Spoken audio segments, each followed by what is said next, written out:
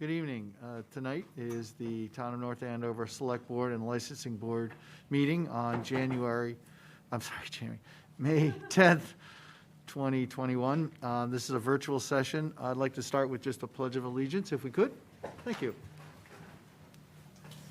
I pledge allegiance to the flag of the United States of America and to the republic for which it stands, one nation, under God, indivisible, with liberty and justice for all.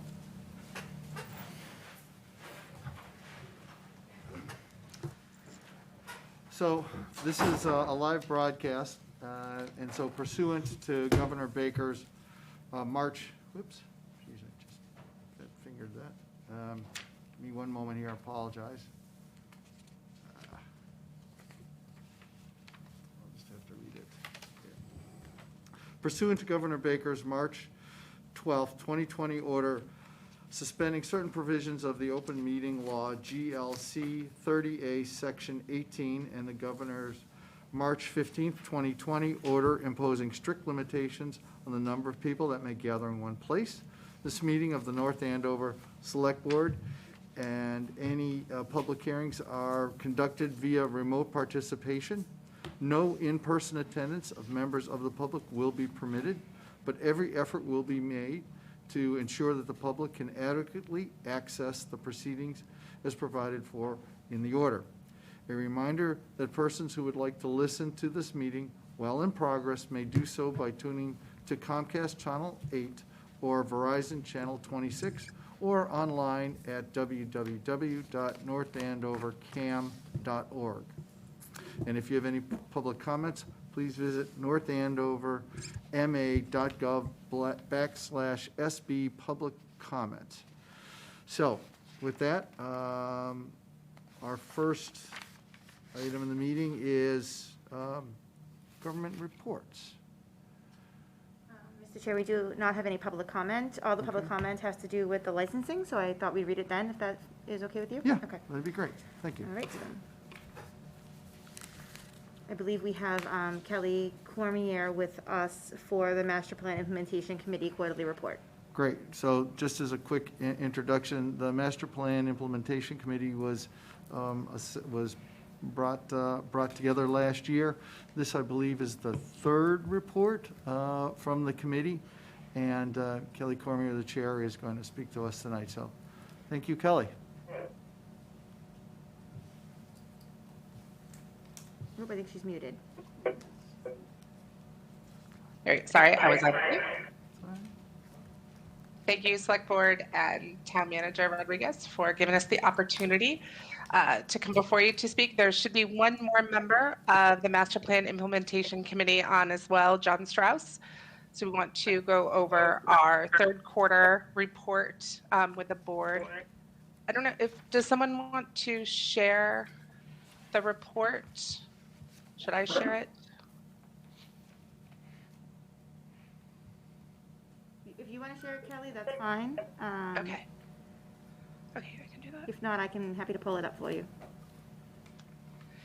Would you mind pulling it up, please? I just got internet unstable, so it might be easier Absolutely. if you show it. Apologies. No, I'm happy to. Thank you. All right, let me go ahead and present. 1 All minute. right, thank you. So what we're doing, so as attached in the agenda, we included, it should look very similar to the prior reports that the committee has put forward, talking about the efforts that we've done. We continue to meet just about monthly, sometimes a little more frequent, sometimes a little less, depending on working around other meetings and activities. In the past quarter, we did have a group come in and speak to us. We had Royal Crest come in and talk to us about the redevelopment project. We had them come in and talk to us based on, we invited them to talk to us about their plan in the context of the master plan and the strategies and goals within that master plan. So it was similar information, I think, that we've heard in different venues, but we really tried to focus them in on those master plan elements and strategies for us to listen to. And what we did from that, as well as with one other item in town, is the group talked about kind of what framework and what lens could we look at these types of projects? What lens could we lend to this based on our charge and our charter around the master plan? And we developed a framework that we used for both Royal Crest as well as the housing moratorium for us to look at and put it against the master plan and help us break it down by those 100+ strategies that the members of the town had contributed and voted on with the master plan. So I think that's really what I'd love to be able to, whether we get feedback tonight or going forward, is how helpful is this framework that we're using, both in terms of, is there things that we should be changing on the framework, or is it not useful at all, and we need to make some, go about it a different way. So if you go down to the first one, and it's very small, apologies for the eye chart, but the first one that's shown here is what the framework that we used against for evaluating the multifamily housing moratorium that will be on the town warrant. And we looked at this, we looked at all of the strategies in the master plan, those 100+ strategies. And the committee looked at all of them and said, which ones do we think are related or would be impacted by the housing moratorium? And those are the ones that you see listed on this page. For each of those strategies, you see what element it goes into within the master plan, so housing, economic development, land use. And then you see the column where we said, yes, we thought this was related to the housing moratorium. And then what we did as a team, as a committee, is we looked, and we did this on May 3rd. So important to keep in mind that this is the best we knew as of May 3rd. So if more information has come out since then, that is not reflected here. This was our point in time rating. For each of those strategies that we thought intersected with the master plan, we gave it a positive, neutral, negative, or some things that we debated a bit whether the strategy applied at all. So there was a not applicable category. We also looked at each of them and said, is it a direct impact, or some of these more, and we thought this would be more applicable, is it indirect? That type of, with in this case, the multifamily housing moratorium have a direct or indirect impact on the strategy. Things to keep in mind with this approach is all strategies are not created equal in terms of impact to the community, how large of an impact, how many people they impact. So we were very deliberate in not tallying up the numbers of positives or negatives. We don't think that's appropriate with how we looked at this. So that was intentional. And then the other thing the other point that I know I mentioned it once, but the committee felt was truly important, that this is a point in time. As things change, different decisions are made. That's obviously not reflected in this framework of this report. Any thoughts? I know there hasn't, or ideas on, is this useful? I mean, I can say that I, for one, found it very useful. I don't know whose idea it was, but they're genius. But I know that we looked at it internally, and when Andrew brought it to me, we were all very happy to see this, because what it really does is it quantifies things that we're trying to do, and it really gives us a decision-making tree, which is a really effective way for us to make decisions. So we appreciate that. I think it'd be great too, is if there's things that we could think about as we're going through this. We're trying to keep it simple, one, so we could get through it and do it, but still make it useful. Because there was a lot of different ideas that we bandied about. So if there's different things that would be more helpful, it'd be great, as we go forward in doing this, that would be great to know, because we're really trying to come up with a framework that we can continue to apply to other initiatives as we go. Okay. Yeah, I find it very useful too, Kelly. I think it's a good tool and a good guide. Obviously, the team has done a lot of work here, and I respect that, and I think it really allows me to be able to focus on making a decision. So I think it's definitely a good guide. Did you explain what supplement 1 was? I'm sorry, I might have missed that one, or did we get to that yet? Supplement. So there's two frameworks in here, one for the multifamily housing unit, which I numbered supplement 2, should be either before or after this page in the report is supplement 1, and that's where we took the same framework and applied it against the Royal Crest redevelopment project. Gotcha, okay. So there we go. So that's the next. We did the same. We went through the same process on the information that we had at the time for Royal Crest for Trinity Financial. That's interesting. Kelly, The same- could I point one thing out? Yes, please, John.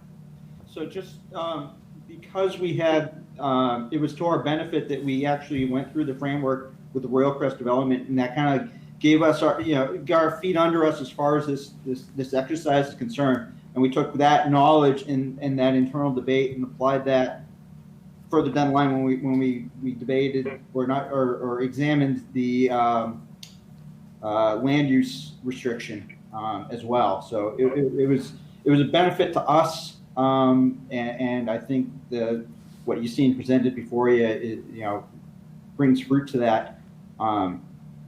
That we see that this has been a robust process, and much thought's been put into it from all the committee members. So just another, I know I mentioned that as you're looking at this, encourage no one to kind of total up the numbers of positives or negatives or neutrals, because all strategies are not created equal. The other item too is we really, in going through this, the committee made the decision to look at each strategy individually. We tried to make, in order to be able to rank each one individually. We were very conscious about trying not to understand the implications of one strategy to the next, if that makes sense. We tried to focus on one at a time.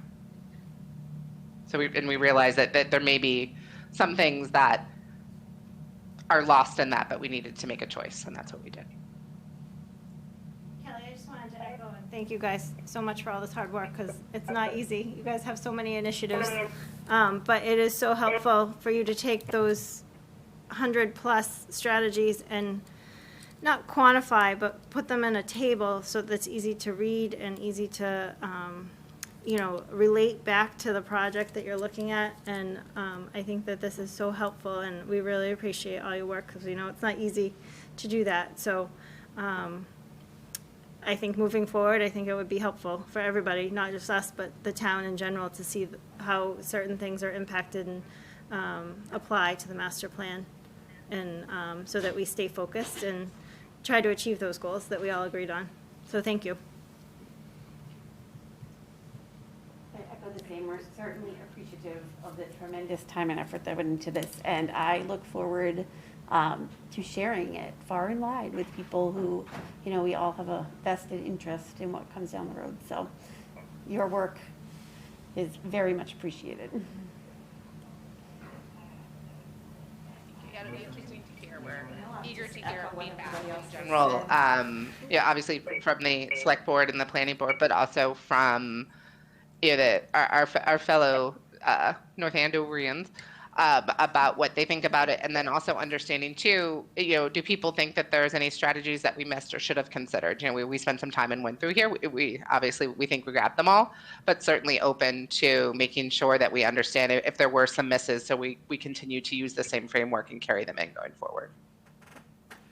And I would just to kind of add on to that's one of the things as you go through this process is, with a group, we're able to identify things that, maybe at first glance, you don't see how it could be impacted. But when you really delve into each one of these and what each of these mean, right, and how they get implemented, because that's the other thing that we recognize coming out of this, and that's a little bit of the direct, indirect, the impact type, is that some of these create ripple effects, some of these create hurdles, some of these are dead stops. And that was also part of the going through this process and identifying really the scope of all these initiatives, all these goals that are being impacted. And I think it's really valuable to kind of have this also in the hands of Andrew, and because you can really also address that more the depth of the impact of these. We're just kind of looking at this kind of lay people but you can really talk about those impacts to it, so really helpful. We hope we covered the scope, but as I said, this was our first 2 runs through it, so excellent job, Kelly and John for kind of leading the charge down this field. And that was part 1, right? Yep, in part 1, and then we did this, the same with Royal Crest, the same framework. So that's what we had. We've gone through. One difference you see on what's showing now on the screen on the Royal Crest ratings, there were 4 strategies that we all agreed, obviously, that were going to be impacted by Royal Crest, but because things were so much information was still developing at the time when we did this rating, no one was comfortable giving it a positive, negative, or neutral, but we just marked it on in progress because we just didn't know yet. Kelly And that John, is. I started to speak a little bit earlier, but I think we got kind of mixed messages, but I just wanted to thank you. This is Rosemary Smedili. Thank you for all your hard work. This was absolutely a comprehensive look at everything, and you can clearly tell a lot of time and effort and thought went into it. So thank you so very much. We really appreciate your help. Any other thoughts in terms of these and moving forward from the implementation committee? Well, the floor is yours. Just real quick, if I may. There was much time, effort spent on creating a really in-depth master plan with a 10-year vision for the town. And that master plan is only as good as you stick with it and use it as guidance. It's not the word per se, but it provides direction. And it's been eye-opening and and as we move along, but the process so far has been rewarding, knowing that that we're using it for guidance and evaluating projects before the town and developments before the town with regard to it, so that we're getting something out of it. Great, thank you. Yeah, I agree. I think, the last thing we want to ever see this do is just sit on the shelf and collect dust, right? So I think it's tremendous that we're looking at it, we're diving into it, we're understanding it, we're implementing it. I mean, that's you can't ask for anything more than that. So thank you again for all of that. I think it's definitely moving in the right direction, and looking at your goals for next quarter, everything, looks like it's continuing to move forward, and we look forward to the next update on where we are at, because it's been all good stuff so far. Great. Thank you very much. That is all that the Master Plan Implementation Committee has to report on this quarter. Thank you.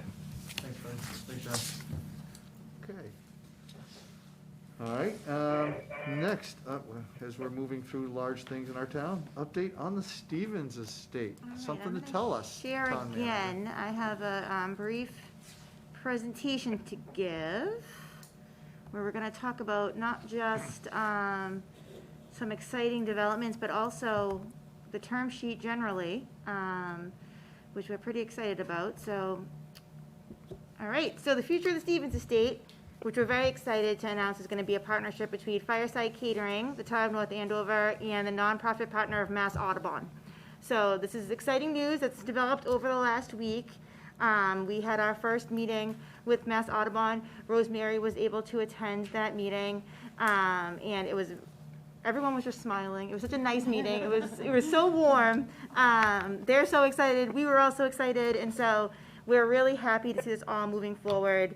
And we're looking forward to continuing those conversations as we go along. So just to give you a little information on what we've negotiated so far and what the plan is moving forward, because town meeting's coming quick. I don't know if any of you have noticed, but all of a sudden. So first of all, as we all know, just a repeat for those at home that maybe haven't been following, who is Fireside Catering? Fireside Catering is really the legal entity that we've been negotiating with. They're part of the Weber Restaurant Group. They have many different kind of multifaceted restaurants and cafes and event venues underneath them. including things like the Crane Estate, which is familiar to all of us, the Bradley Estate Moraine Farm, the Fruitlands Museum. They run about 450 events a year, have over 600 employees, and also run and own Gibbet Hill Farm and Gibbet Hill State Park and Trails. They're behind us. And a little history on the estate, just people who don't remember, or what we've done most recently, because if we were going to do the history of the estate, we'd be here all night. The town drafted and issued an RFP back in the February-March timeframe. Was worked on by members of the trustees of Osgood Hill, members of the Long-Term Advisory Committee, as well as town staff. We had one responsive bidder. We evaluated with an evaluation team made up of town staff, one member of the trustees, and 2 members of the Long-Term Advisory Committee. And the proposal from Fireside was deemed to be advantageous to highly advantageous. We checked all the references, they were positive, and then the board and I voted to award a contract contingent upon successful negotiation of the final contract and ideally finding a nonprofit partner. So over the last several weeks, we've been working on negotiating this term sheet, and that will be incorporated into a final contract. And as you know, Selectwoman Smedili and Selectman Valancourt have been working with us on that. And so that's been exciting as we've been kind of going through the process. I'm going to share with you what we've negotiated so far, because what I plan to do is come back on the 24th to get permission to sign a contract of over 3 years. And so I want you all and the public to know what we've negotiated as we're moving towards that. So as I said, negotiation sessions, we've had multiple site visits. I know more about the Stevens Estate now, which is very exciting. We've had meetings at Mass Audubon and a review of the conservation article, which I'm going to tell you a little bit more about later. We've done a financial review of Fireside. And again, I'm going to need the board to vote to determine whether the town manager can authorize a contract for more than 3 years. Now, every year at town meeting, we vote to authorize the town manager to sign contracts of more than 3 years, as long as there is a vote of 4 members of the Board of Selectmen to allow that. Okay. So the B6, it's going to be a management agreement. I know as we were going through this, it could have been very loose as to what the proposal could be. It could be a lease or it could be a management agreement. We have decided on a management agreement. On the date of the execution of the term sheet, which I'm hoping is going to be around that May 24th date, Fireside will begin to participate in the booking and marketing of events for after October 15th. So they'll be really kind of involved almost immediately. The town will retain the ownership, care, and custody of the estate and the surrounding grounds. It will be a 10-year term beginning October 15th, 2021, with 2 5-year extensions. So for the consideration, we will have an annual management fee of $150,000 a year to increase by 2% annually. That annual management fee will be paid monthly. We're going to have a catering revenue fee of 8% of net catering revenue, and that's going to include any use of building fees, any food, and any alcohol sales. It basically includes all revenue except for tips, and if they rent like specialty linens, if you have a bride that wants specialty linens or special chairs, we wouldn't include that, because they'd be buying those from someone else. And that's not over some minimum. So I think originally it was 750,000. There would be a Yep, we get the first 150,000, and then it's 8% of net catering moving forward. Yep. right from the beginning. That's the way it is right now. Yeah. So, all revenue should be placed in a revolving account to pay for Stevens Estate-related expenditures, which we knew. So the plan is to get all the money that we make off the estate and put it right back into the estate. And Fireside is going to be responsible for any taxes, including hotels or meals tax if they end up using it as a hotel. For maintenance, Fireside is going to be responsible at its sole cost and expense, management, routine maintenance, and oversight of the buildings, structures, grounds, trails, facilities, and equipment, including cleaning, janitorial, food, beverage, trash collection, lawn maintenance, landscaping, trail maintenance, watershed management, and snow removal other than the main road. So we opted to keep the main road because we want to make sure it's always accessible to the public who want to go up maybe in snowshoe and have access to the trails. The town will be responsible for utilities other than sewer and water. The utility shall not exceed $21,834 with a 2% increase per year. So the $21,834 was the amount we paid in utilities in fiscal year 20. And so what we wanted to make sure wasn't going to happen was we keep the heat at 58, and they have the heat at 67, and all of a sudden our costs are exorbitant. So this was Jim Stanford's idea, a fabulous idea, and this will help us make sure we keep those costs in line. The town will maintain the property insurance since we will continue to own the building. That's about $9,142 a year, and Fireside will take all of the other insurances on, including the liquor liability. The town will service the fire alarm and the sprinkler systems, and Fireside will reimburse us for that, just because we want to make sure we're maintaining all of the records of those items. It's in our best interest, the same with the snow, right? We want to Absolutely. make sure fire trucks can get up there in an emergency, or anybody. Yes. So then some few miscellaneous things. We will have a financial security, either in a performance bond or the collateral security of the buildings that they own. Fireside will hold all the licenses and permits. So if we need to pull a building permit for a project, they'll pull the building permit. If they need a liquor license, if they need a catering license, they'll have all of those licenses instead of us. For the time being, we can continue to use the outbuildings, which we're using for storage. So in the larger building is all of the school's old desks and tables and stuff that they can't use because of COVID. And in the garage is actually all the emergency management stuff. So for the time being, we're going to be allowed to be able to keep all of those items there, and they'll have to give us notice if they want to be able to get them out. We are giving them the ability to use the gatehouse as a dwelling and the other structures for camp or other uses. One of the things that Mass Audubon brought up is that they would love to be able to do a nature preschool or a summer camp there. And so we wanted to make sure that they'd be able to do that if they wanted to. We do have dispute resolution language like we would have in any of our contracts, especially around how we figure out the revenue. And if we don't agree on the revenue, what we do then. And so there's a lot of mediation language.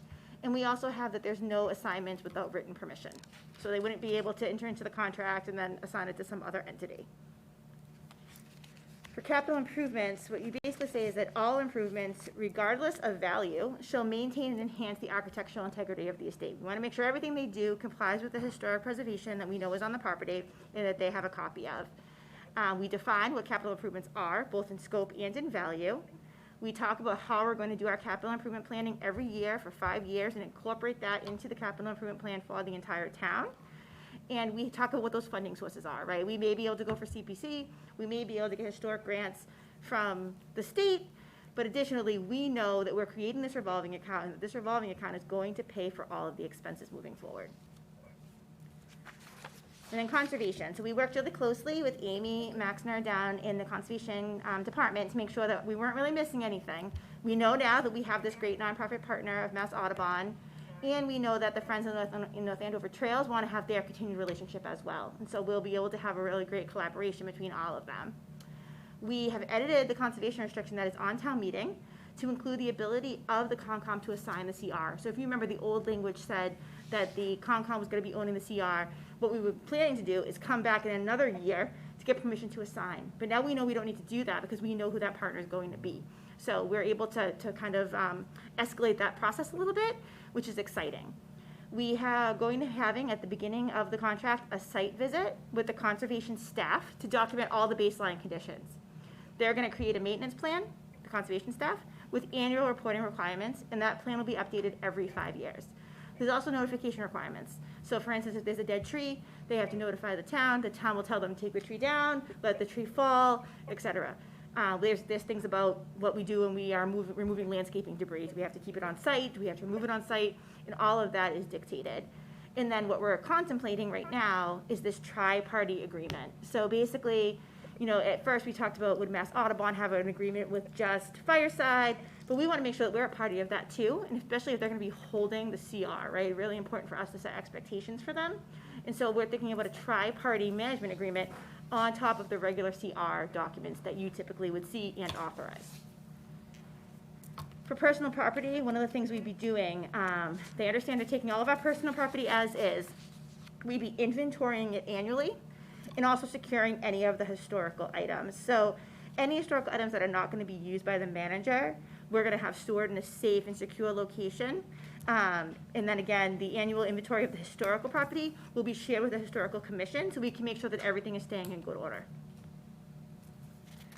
As far as the intellectual property, we're going to allow Fireside to use it, right? So we're talking about the website, client lists, all of our social media accounts, booking reports, our handles, right? Promotional materials, any documents like that.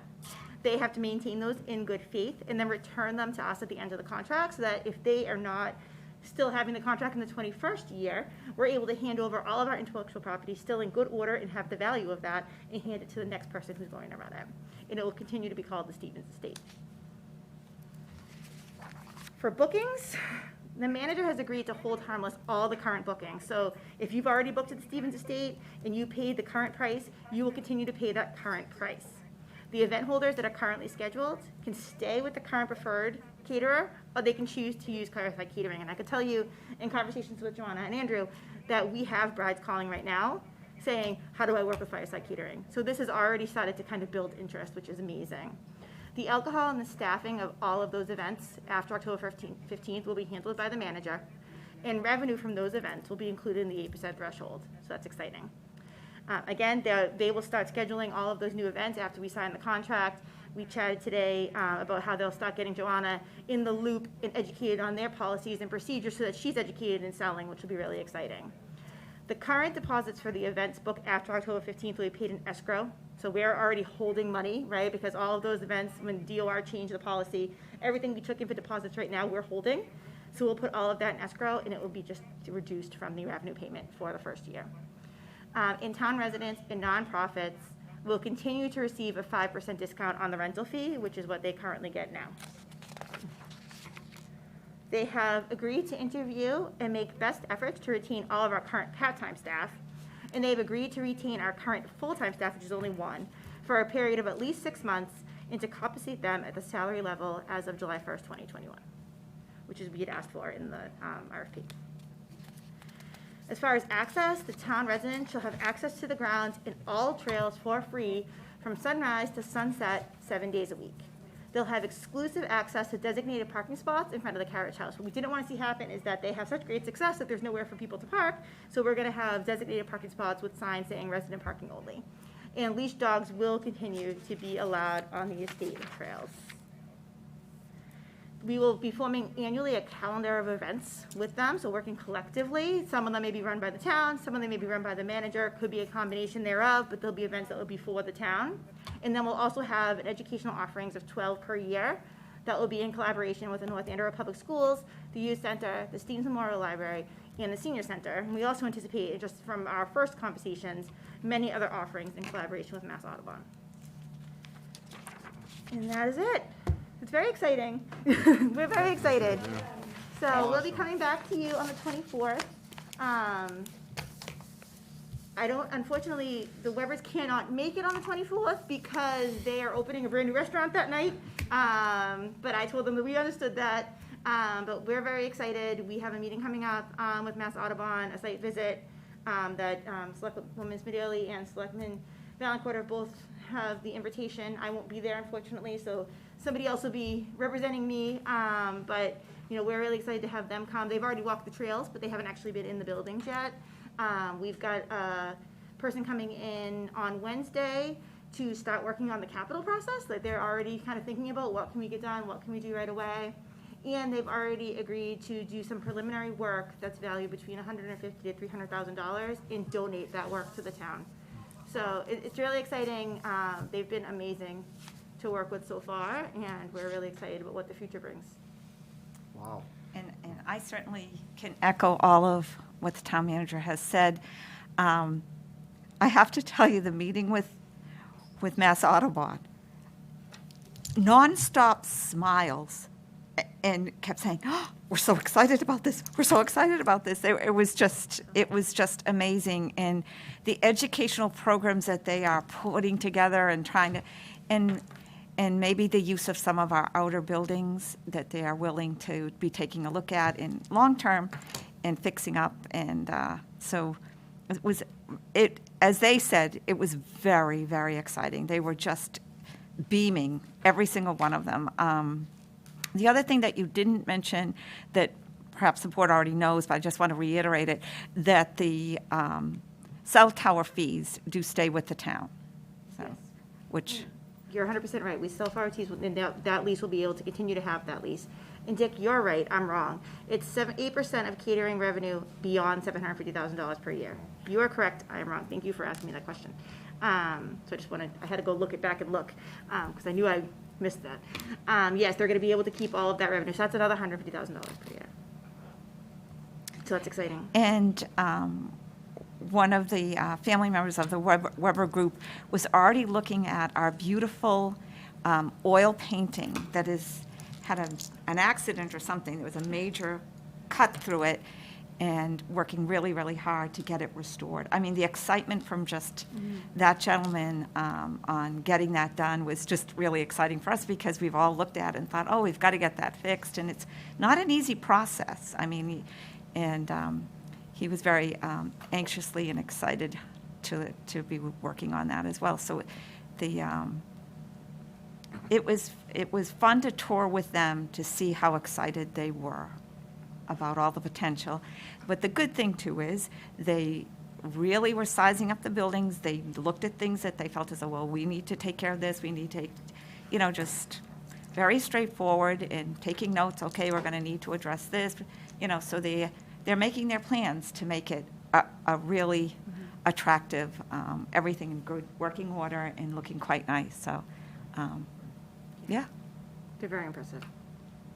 This might be a little too nitty-gritty for right now, but the calendar of events, would those be Mass Audubon or Fireside or? It could be a combination anybody of all three, Likely, really. do we think there will be free public events or not We do necessarily? think there'll be Okay. free public events. For instance, we know they're going to take on holidays. Okay. They've been very clear, they're very excited Yeah. about taking on holidays. They actually shared with us, and I believe Laurie found an article that during Columbia Gas, Laurie, remind me what it was exactly? Put her on the spot. Sorry, I was asked to have everybody, I was trying to go on and mute everybody because there's a lot of feedback, I guess, Okay.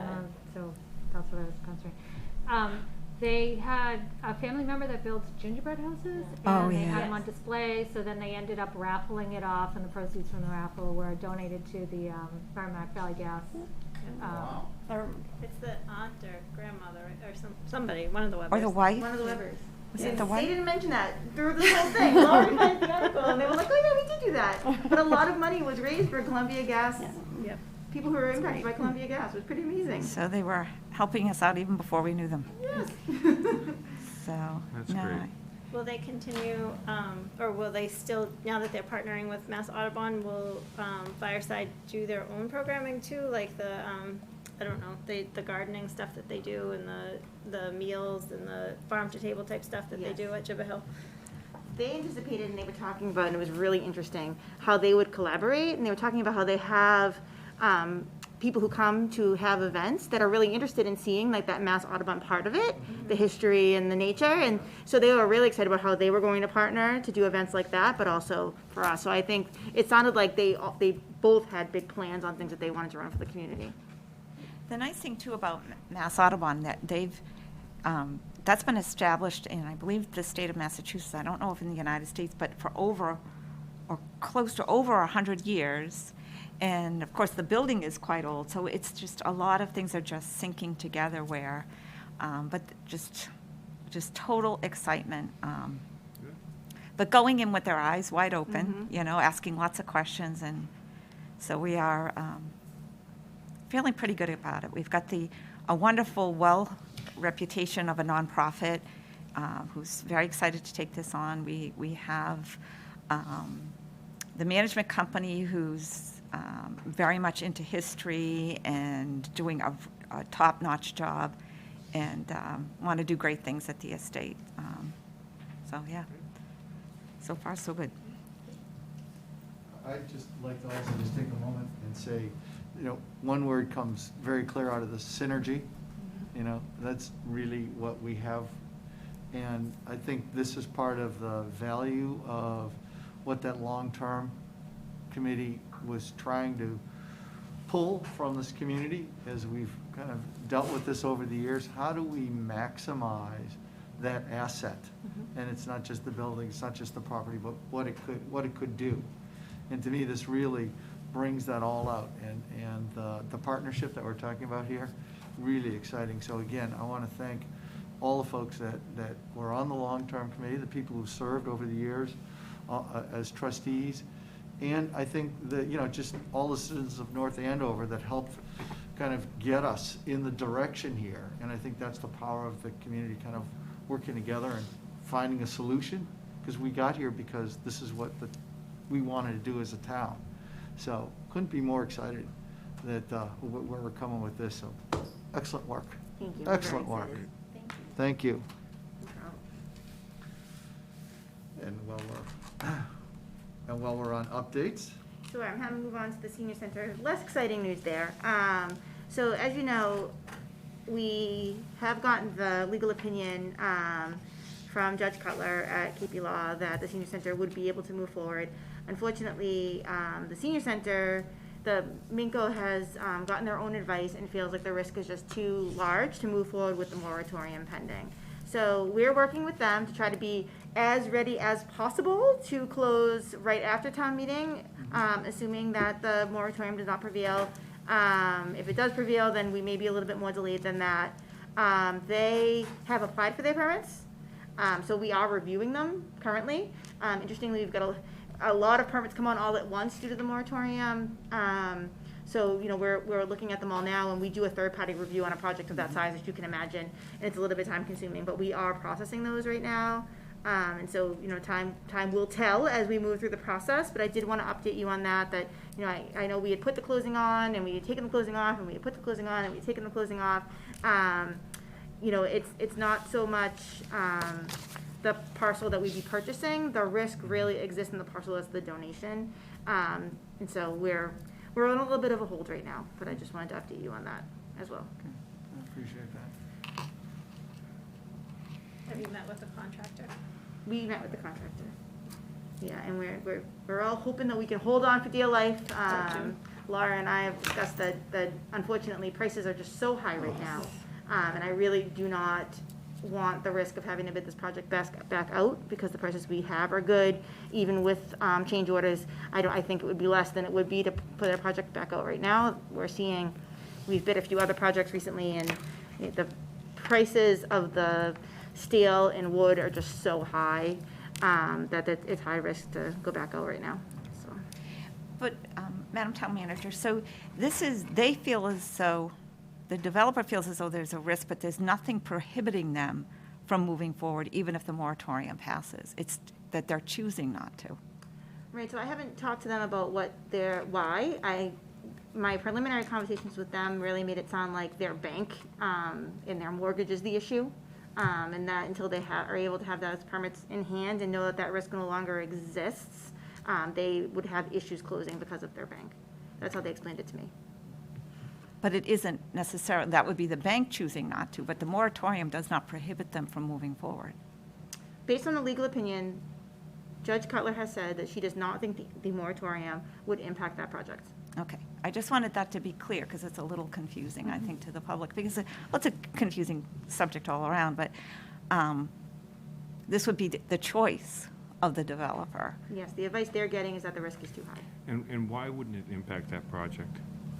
So why would it not? Yeah. The opinion from Judge Cutler basically says that because they already have their planning board review, and it has been recorded, and there is an A&R, that they're still in their safe harbor. Okay. So it's not an issue of not having the building permits in hand yet? No. Okay. There's other projects that are currently pending that do not have, that are still in front of the planning board, for instance, and have not gotten their permit yet. So for instance, at this week's planning board meeting, there was a one-family being switched to a three-family, and they would be affected because they do not yet have their planning board permits. This project, because it has gone through its site plan review, already has its planning board permits. Justice Cutler says that they're in safe harbor. And again, it's not a judge overseeing it, it's a Yes, I'm retired judge. The lawyer in me always goes to the tall, the highest title. And you should, and that's the appropriate thing to do, is they've earned that title. But just so the public knows, it hasn't gone to court. This is, This is a retired judge who is working for KP Law that we have brought on as outside counsel to help us with the moratorium. And I can much appreciate that we've done that and put ourselves in the position. Being in the lending industry and dealing with the issue of moratorium, I can say in the lending industry in general, there's a lot of risk aversion to that word. And so lenders, it doesn't surprise me that lenders are going to be very cautious about it and generally are advised, you've got the pick of the litter. Why choose something that doesn't have a moratorium? I can just tell you that's the general trend. So we are fighting that perception, and that's kind of beyond our control. So I, again, much appreciate we having that opinion, try and frame that as best we can, so thank you. And we're still in flux. We don't have a decision. Somebody like, for the bank to, we don't have a in-stone warrant article that has passed town meeting, so it's hard for them to put their faith in something that is still pending a month out. Right, could it be amended at town meeting to include Correct. project, right? There's Yeah, there's so there's a lot of many things in flux. unknowns. I can I mean, Yep. as a person who's risk adverse myself, I can understand why that would be Right? difficult. Things happen at Definitely. town meeting. Anything can happen at town Right, meeting. yes, It we all happen. know. Well, Yeah, it's again, not- an amendment could be brought to the floor to, Allow it as well. exactly, to amend the moratorium to say that it does not include that particular project. Yep. So, and I'd be happy to make that amendment. All right, any other governmental reports? I think that's it.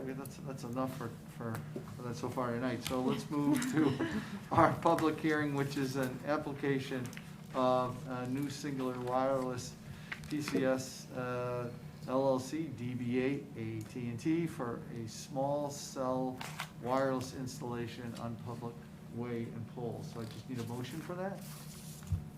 Mr. Chair, I move that the Select Board open the public hearing to receive comments regarding the application of New Singular Wireless PCS LLC DBA AT&T for small cell wireless installation on public way/poles. Thank you. Second. Second. All in favor? Aye. Any opposition? No? 5-0, we're in our hearing, and we have somebody presenting? We do. So I was telling Selectwoman Phillips that we're all new to this tonight. This is our first application under our new policy, so we may have a couple of hiccups here, but we do have Attorney Parr. You say that correctly? Yes, I'm here. Okay, here with us to walk us through the application. Thank you. It's only this big. Yes. I know. I know, right? And town council is at the meeting as well if we need her. Great. Good evening, can everyone? Oop, I'm sorry. We can hear you. You're good. Terrific. Good evening to Select Board members and members of the public interested in AT&T's application. My name is Edward Parry. It's P-A-R-E.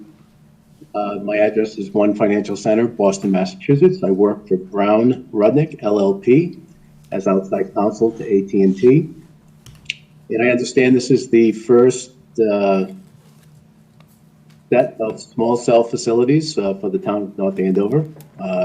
So we'd be happy to entertain any questions, no matter how small or detailed. So these small cell facilities are the new wave in wireless. These facilities are, by definition, small. They're low power installations, and generally we're able to use existing utility poles. We may have to replace the poles depending on National Grid's analysis of the structural integrity of the poles and how much equipment is already on the poles. We also use light poles, so I think the town of North Andover will see more of these, but this is the first pass for AT&T. So in this instance, AT&T is proposing to either attach to existing utility poles. We're proposing to use 3 existing utility poles. 4 of the existing utility poles will be replaced. And just let me give you a quick overview of the equipment that gets attached to AT&T, because they're all the same. They could be in different locations. So at the top of the pole, AT&T attaches a cylinder antenna. The antenna is about 24 inches in height, 14.7 inches in diameter. There's a small mounting bracket that goes to the top of the wood utility pole.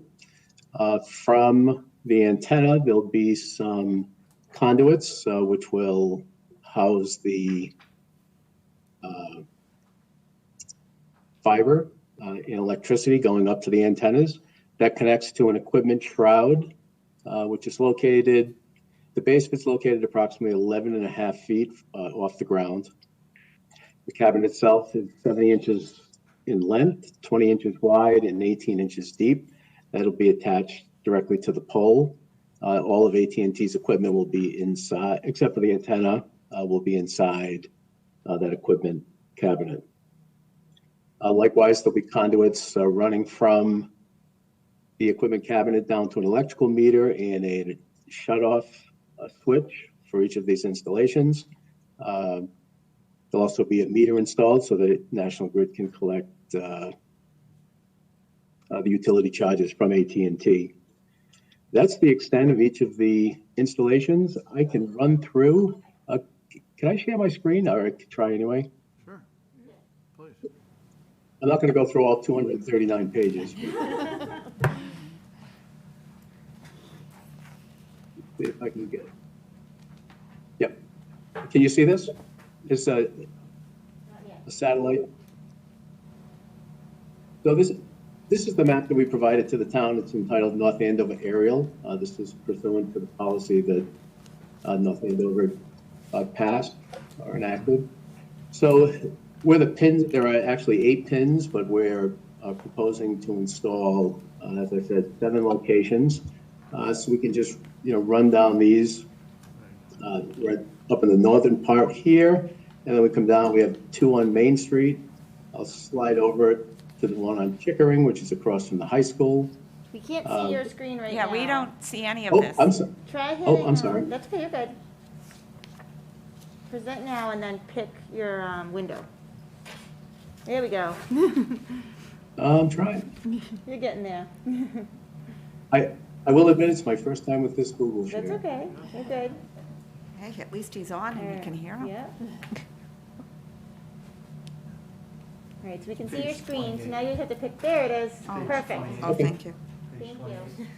Okay, so I'll try again without being repetitive. So this is the aerial overview of AT&T's design for the 7 sites. Northernmost pin is the proposed site at 190 Sutton Street. And then we move down, we have 2 on Main Street, 1 at 70 and 1 at 135. Over to Chickering, this is across from the high school. Over here, back to the west on Middlesex. And then I'm going to bounce back to Russell Street. The reason we have 2 pins there, there's actually a small cell facility located nearby, and part of the policy is to identify existing small cell facilities. So you have 2 pins there. Then the last one is at Mass Ave. It's right at the juncture. It contains a traffic light. I'm going to try to skip down a little bit here to.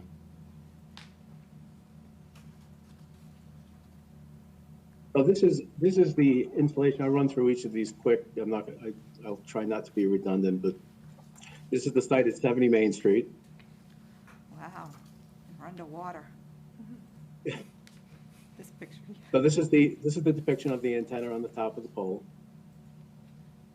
The equipment cabinet here that I mentioned, and then the electric meter. So this is going to become very repetitive, and we do have some photographs and photo simulations, so I'll skip through these quickly.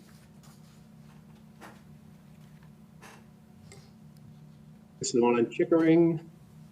Again, it's across the street from the high school. Same situation, antenna, equipment, electric meter. This is the picture of the pole.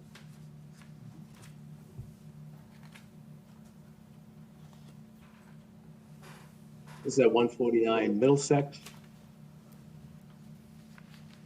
Same deployment.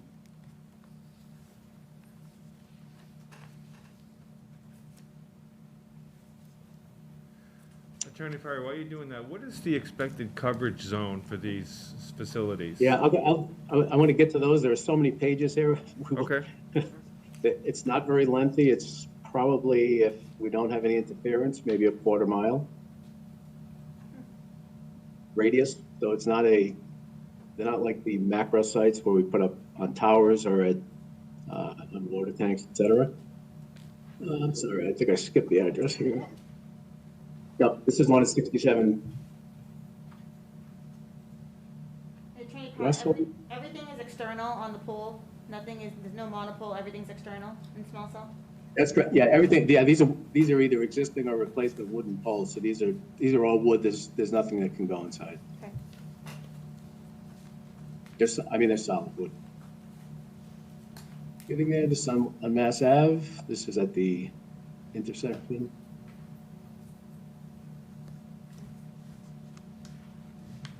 Yeah, I think we have one more. 136 Main Street.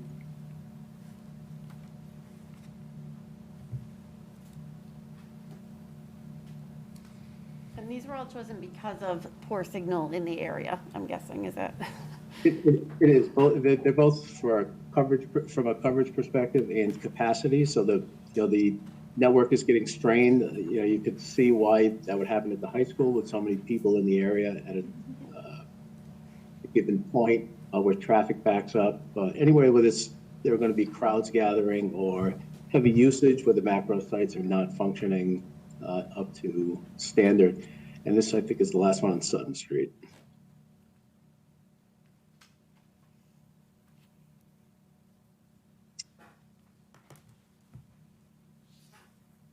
Let me say that this is our application package, so folks can go online on the website with the town and find all of these materials.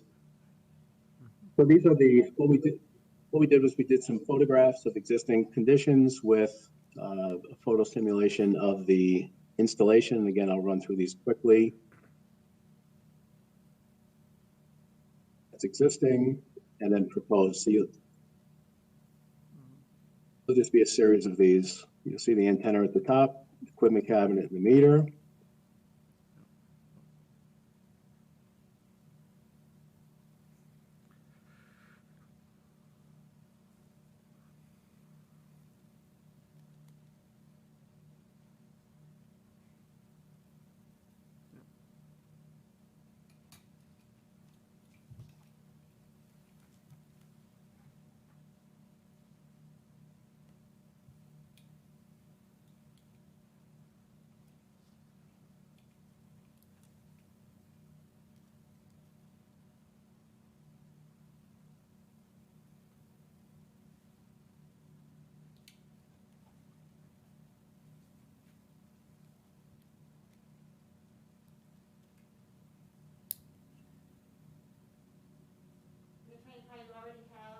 Agreement with the pole owner in place? Yeah, we do. And we had sent a copy of what we call a letter of authorization from National Grid so that you can see that they authorized us to submit this. We do have a pole attachment agreement with National Grid. They dictate the make-ready work. They determine whether the pole needs to be replaced. They have to move, obviously, the existing wires and equipment on the poles. But they own the existing poles and they will own any replacement poles. And this does not affect any of the public safety equipment that we have on the poles? Does not. So the maintenance of the poles is still with National Grid? Okay, the owner of the pole, so. Okay. That's So correct. change. Yeah, we don't, AT&T only owns the equipment that's on the poles. We have a license agreement in place. So there's some questions about coverage and capacity and how these small cells produce. So this is AT&T's current coverage in North Andover. And It's really, you, it's hard to see on that screen because it came off of this screen that. The green is high data rates. are you having trouble with can you see my screen? Oh, that's Yeah, better. we got- Thank you. That's when I said we were underwater. All of a sudden, we saw this water and a fish. And I didn't, but no, we've got it back now. Thank you. Terrific. So AT&T's existing coverage, if you take a look over at the left-hand, lower left-hand corner, those are the coverage levels that AT&T uses for its design. So we're attempting to get green. Green is the best. High connectivity, high data rates. So, that is the best service AT&T offers. And then we start, degrading from green to blue to orange to pink, and then poor connectivity in gray. So it looks like we have decent outdoor coverage for the most part in North Andover. You can see the orange colors, so that if you're in a car or you're outside, you can probably get and maintain a call. You're not going to get very robust service or connectivity for data. I will say in this map, this was the initial project that we were going to do in North Andover. There are 2 sites that we did not proceed with. We may come back to those in the future, but they're not part of this application. I did want to point those out because as I pulled this up, I realized we have 9 little red circles and we're only asking for 7 locations. So this location here on High Street, AT&T is not requested pursuant to this application. And then this site over here, it's over by Andover Street. It's actually on Johnston Street. That is also not part of tonight's request. So I just highlight that. All 9 sites will carry through these maps. Yeah, So the proposed coverage map that you have, it would be including those 2 sites that you just It- scratched off, right? It would, and I'll scratch them off again as I scroll down. And why are we scratching them off? AT&T's decided not to go with, not to proceed with them. It may be a matter of we couldn't get an agreement with the utility company, or it just may be that, you know, there are no existing poles in the area that we can use. I expect we'll be back. It could be a budget issue, but those have been pulled from our initial launch. Now, the pictures appeared as though that they were still on the wooden poles, but did you say something that it was something different, or? No, I was asking if it was all external or if there was any ability to do it internal, but they're doing it on the wooden pole, so it's all external. So, Correct. and it would add, what, 24 inches to the top of the wooden pole? Correct. Oh, so Well, it's- the antenna itself, I can see it. the antenna itself is 24 inches. I believe the mounting bracket may be 3 inches. Okay, thank you, that's very explicit. No one's going to be up there measuring, no. Especially me. So this is the coverage that AT&T will achieve. These are all the same, you know, red circles with the dots in the middle. And again, the 2 locations, this one here on High Street, and then this one down here on Andover, are not part of this proposed installation or proposed package of sites. So you'll see that if I could flip back, and it'll give everybody a migraine if I do, but you'll see that each of the nodes produces, you know, additional green coverage. So, you know, here's a good example for how far the signal travels. So you're looking at a pretty tight area of additional coverage, likewise here. So the signal really gets eaten up by foliage, trees, buildings, terrain. Again, we get a nice fill in here where we really had, this might be worth taking a look at. So the Mass Ave one and Chickering here, you'll see the coverage just not very good. It's marginal. As a matter of fact, you may not be able to maintain, you know, calls outside or in your vehicle. And I'll also highlight this Chickering Road node here. We refer to these as nodes. So if I begin, each of these is a node, and I'll refer to them. So if you take a look at these 2 nodes, you'll see what kind of coverage footprint will get produced. not for nothing, but the one that stands out the most is the one that you're not doing. Right. I kind of shake my head. For anybody, all of us in town know exactly where this is. Yeah. And, oh, by the way, And the old center, too. and we've It's got. true, Milk Street, Andover Street, that area, because that also has our youth center. Thank you. It has our fire station. It's becoming more retail is going in there now, as well as other facilities. It's unfortunate because it is what we consider a very dead zone as you drive through that part of town. And you can see it from your current coverage map where it's in that marginal connectivity color, Yeah. marginal to poor. And it's unfortunate that you are not able to get one of those nodes in that location to cover that area.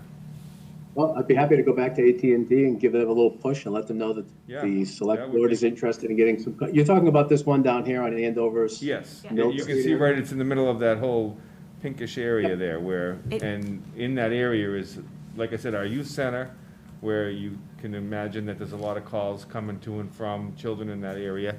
The fire station is there, not that they use cellular, but, I mean, it's still a good area for coverage. And then we're getting more retail in that area as well as all the residents. Yep. And it's Well, I'm happy to- a hot As I spot for said- people to drive through, and you know when you're there, because it just goes. You usually warn people, I'm probably going to lose you, and I'll pick you up on the other side. It is kind of amazing how our behavior has changed based on coverage and lack of coverage. I will take that back to AT&T and, let the design folks know, that the town is interested in getting additional coverage down here and see if we can't get, another site allocated. I don't know for sure, what's going to happen in North Andover. Oh, no. We won't know. The capital resources, but this is our first endeavor in North Andover. I expect there'll be more, where the need is greatest. So I wouldn't be surprised that we aren't back here with more. Forgive me for not keeping up with who owns whom or whatever. Are there any other carriers that would be impacted by these cells? No, I mean, this is for AT&T's network, so, they wouldn't, our competitors wouldn't be able to use them, but they could certainly use other poles, in the area. I think you'll probably, obviously you haven't had any, but you're gonna get some from our Right. competitors. I have no doubt. Once, yeah, I expect they'll start coming in once one. Yeah. But I think this does identify that we have some huge discrepancies in terms of coverage and service within our community. And it does affect, a number of issues, not just safety, but also convenience and so forth. So would encourage, since we do have a bylaw much more defined about cell phones, to really take a look at how you're providing coverage within our community. We really, I think it should be better than this in general.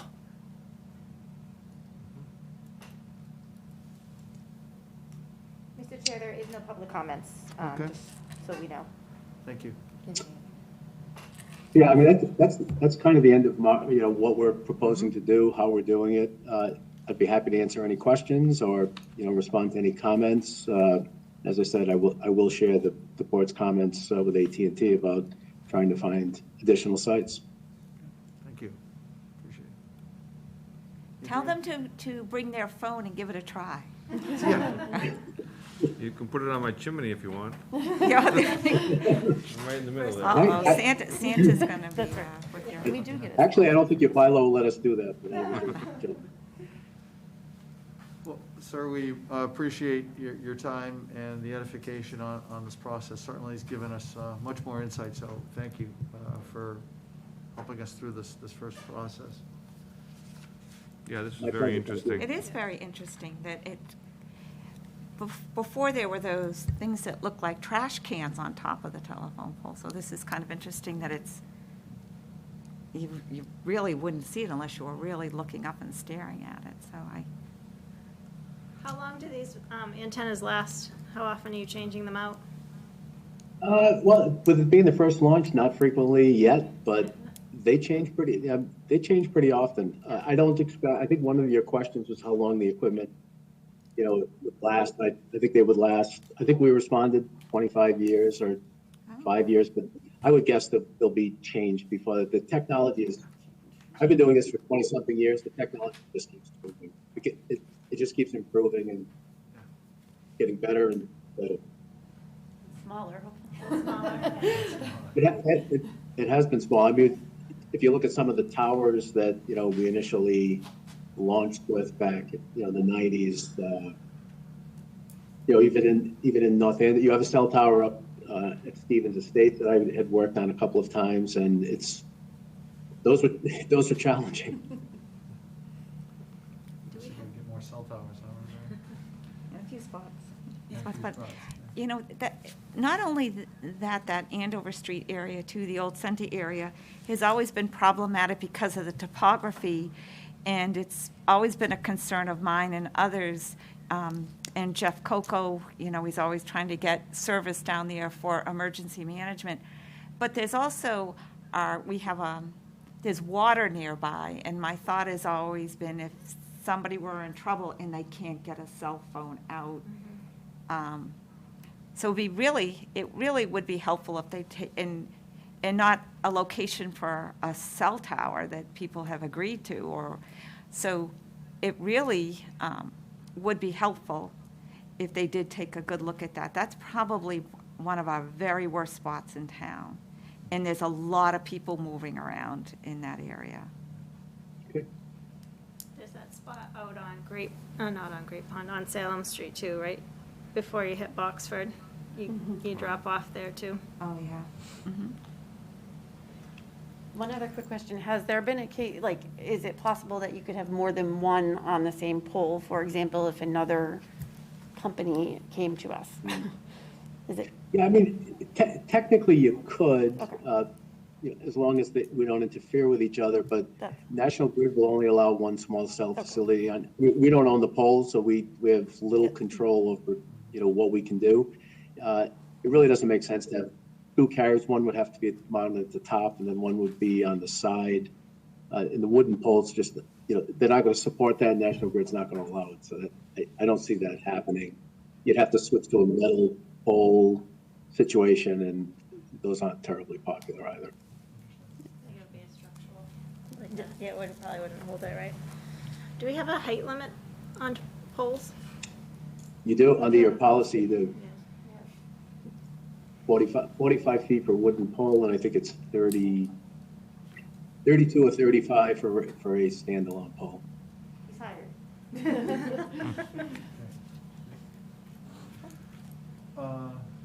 Any more questions? We'll let this gentleman go, and we can have a motion to close the hearing. Thank you, sir. Thank you very much. Righto. Good night. Mr. Chair, I'll move that the Select Board close the public hearing to receive comments regarding the application of new Singular Wireless PCS LLC DBA AT&T for small cell wireless installation on public way poles. Thank you. I'll second that. Appreciate it. Any more discussion? All in favor? Any opposed? None. Pass 5-0. We've closed public hearing. Okay, on to new business.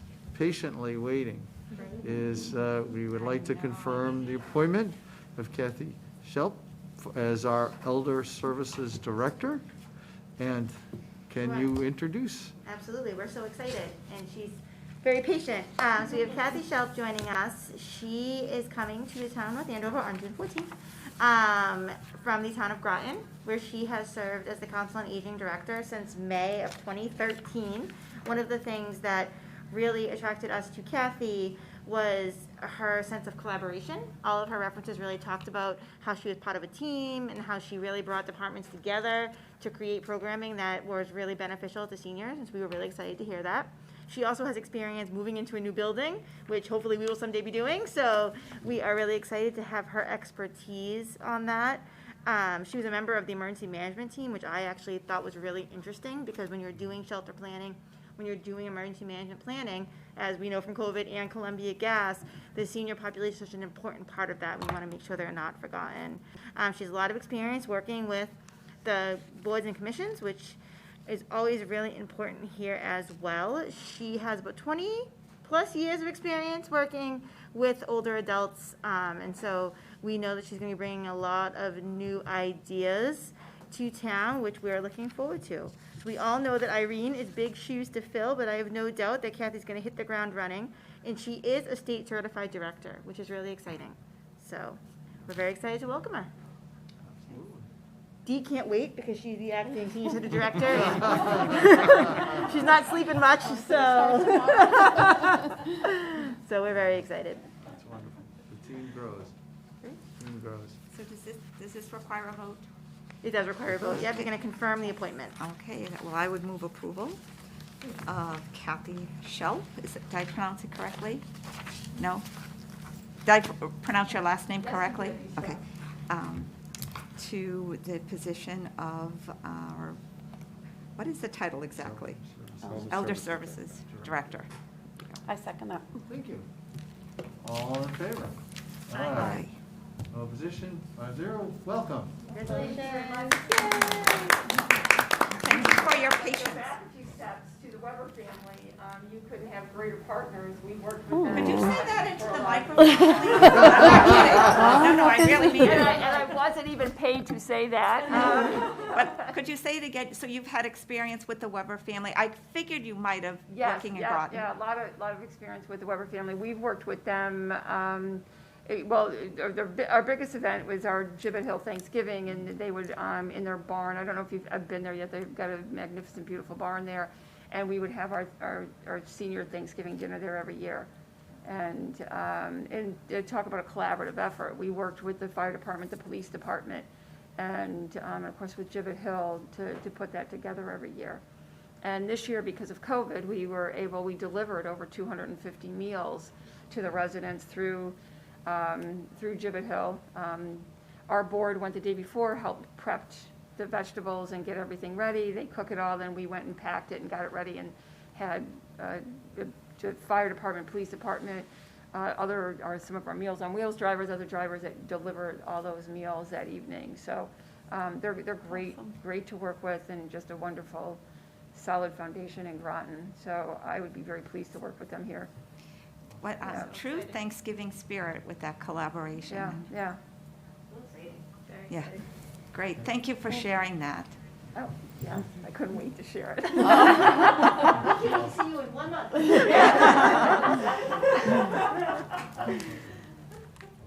Welcome aboard. Thank you very much. Great to be here. All right. We now need to vote on the application of new cellular wireless PCS LLC DBA AT&T for a small cell wireless installation on public ways and poles. Mr. Chair, I'll move the Select Board approve the request of New Singular Wireless PCS LLC, DBA AT&T, for small cell wireless installation on public way/poles as presented. Thank you. I'll second, Mr. Chair. Any other discussion? Although it was great to get the good perspective, the full perspective, huh? All in favor? Aye. No opposed? 5-0. All set. Okay, we have a presentation from the Kindness Collaborative? Yeah, so I don't know if you know, but thanks to Dee and all of her hard work, we are the first community before Andover to sign a. Before Andover. Boy, it didn't take you long to get that I got that done right rivalry away. down, did it? To sign an agreement with the Kindness Collaborative and to be a municipal partner with them. And I believe we have Alex on the call. I see him down there, and he is here to introduce himself to you and tell you a little bit about our collaboration and what we've been doing. All right, thanks so much. I really appreciate both Dee and Melissa's hard work, both working with me to get this partnership in place. It's been incredible, and it kind of grew organically itself just by the people of North Andover getting involved in what we were doing, and obviously came to this awesome partnership, which has been taking place for the last couple months. So, thank you very much to the members of the board for having me here as well. So, Melissa, real quick, are you able to play, if I send over a link, are you able to play a quick a video from YouTube, or should I have done that probably earlier? He says I can't do it. I'm not sure if it'll pass the audio. Well, I could try, but Okay. We'll try, Alex. Send it over. We'll try. All right. So I'm going to do an in-call message here. All right, hold on 1 second. I'm going to do an in-call message. I just sent it over. Oh, you put it right on the Google Meet. You got it. All right, hold on. Please hold. All right, thanks. I figure this will be a good introduction for people who aren't familiar with the collaborative. Maybe you could just turn your volume up on your laptop. Let's see. I gotta rejoin the meet. Hold on 1 second. Here I come.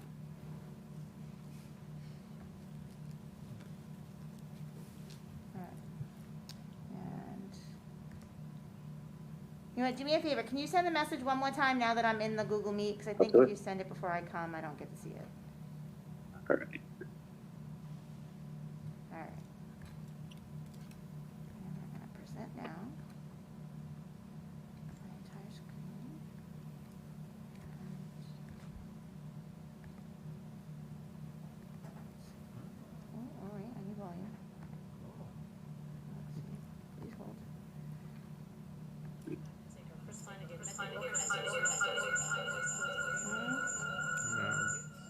Yeah, because it's going to the Google call, so you're gonna get feedback. Okay, we don't have to. We don't have to. That's okay. I tried. No worries. Can you tell us where to get on it, on YouTube? There you go. Good, you're good now. All right, we'll go without it. All right. Well, anyway, sorry, I'm getting a little echo here. All right, so the Kindness Collaborative, for anyone who doesn't know, who isn't familiar, we are an organization that originally started back in March of 2020 as a response to the pandemic. It was right when we upgraded to a pandemic, and my concept at the time was to give people a space locally where, if they were unable to get hand sanitizer or, paper towels or toilet paper and they're immunocompromised or whatever the situation might be, it was a space for people to be able to trade, to be able to donate, to be able to make sure that they're filling the gaps and everyone had what they needed, whether they were on store shelves or not. The people who have a lot would connect with the people who don't, and vice versa. So that was the original concept, and I expected that there was going to be maybe a couple hundred people locally. It was an Andover's group at first, so this was set to service both North Andover and Andover. And within the end of the first day, I think we had over 1,000. We just kept on growing from there. We hit 5,000 towards the end of last year. We're over 6,000 now active members of the local community. And just to give you an idea of what that looks like from a North Andover perspective, so our two top towns, and obviously it makes sense based on how we started, but our two top towns are Andover and North Andover. Our number one top town is North Andover. We have 1,924 North Andover residents involved in our mission and our organization. And boy, are they involved. We have the most active base in the group is certainly our North Andover people. And they're getting involved in all sorts of ways. And just to give you an idea of what that looks like, if you aren't familiar with what we do, we focus in two central areas. We focus on random acts of kindness and promoting kindness. And then the other area is community support. So on the community support side, when things come up, when it could be pretty much anything. People come to us with situations where there's food insecurity issues. They come to us where there's been a loss in a family, where there's sickness, or where there's someone who's just going through a really tough time. We try to respond to those things in two ways. One of them is the community support side, where we're trying to actually help solve whatever that problem is. Of course, when you lose a family member or going through something like that, there is no way to solve that problem. So our other side is our kindness side, which of course we tackle a lot of issues just by showing people that the community is there to support them, and kind of giving that feel. When you are in a situation like that, you turn to your family, you turn to your friends and the people that love you.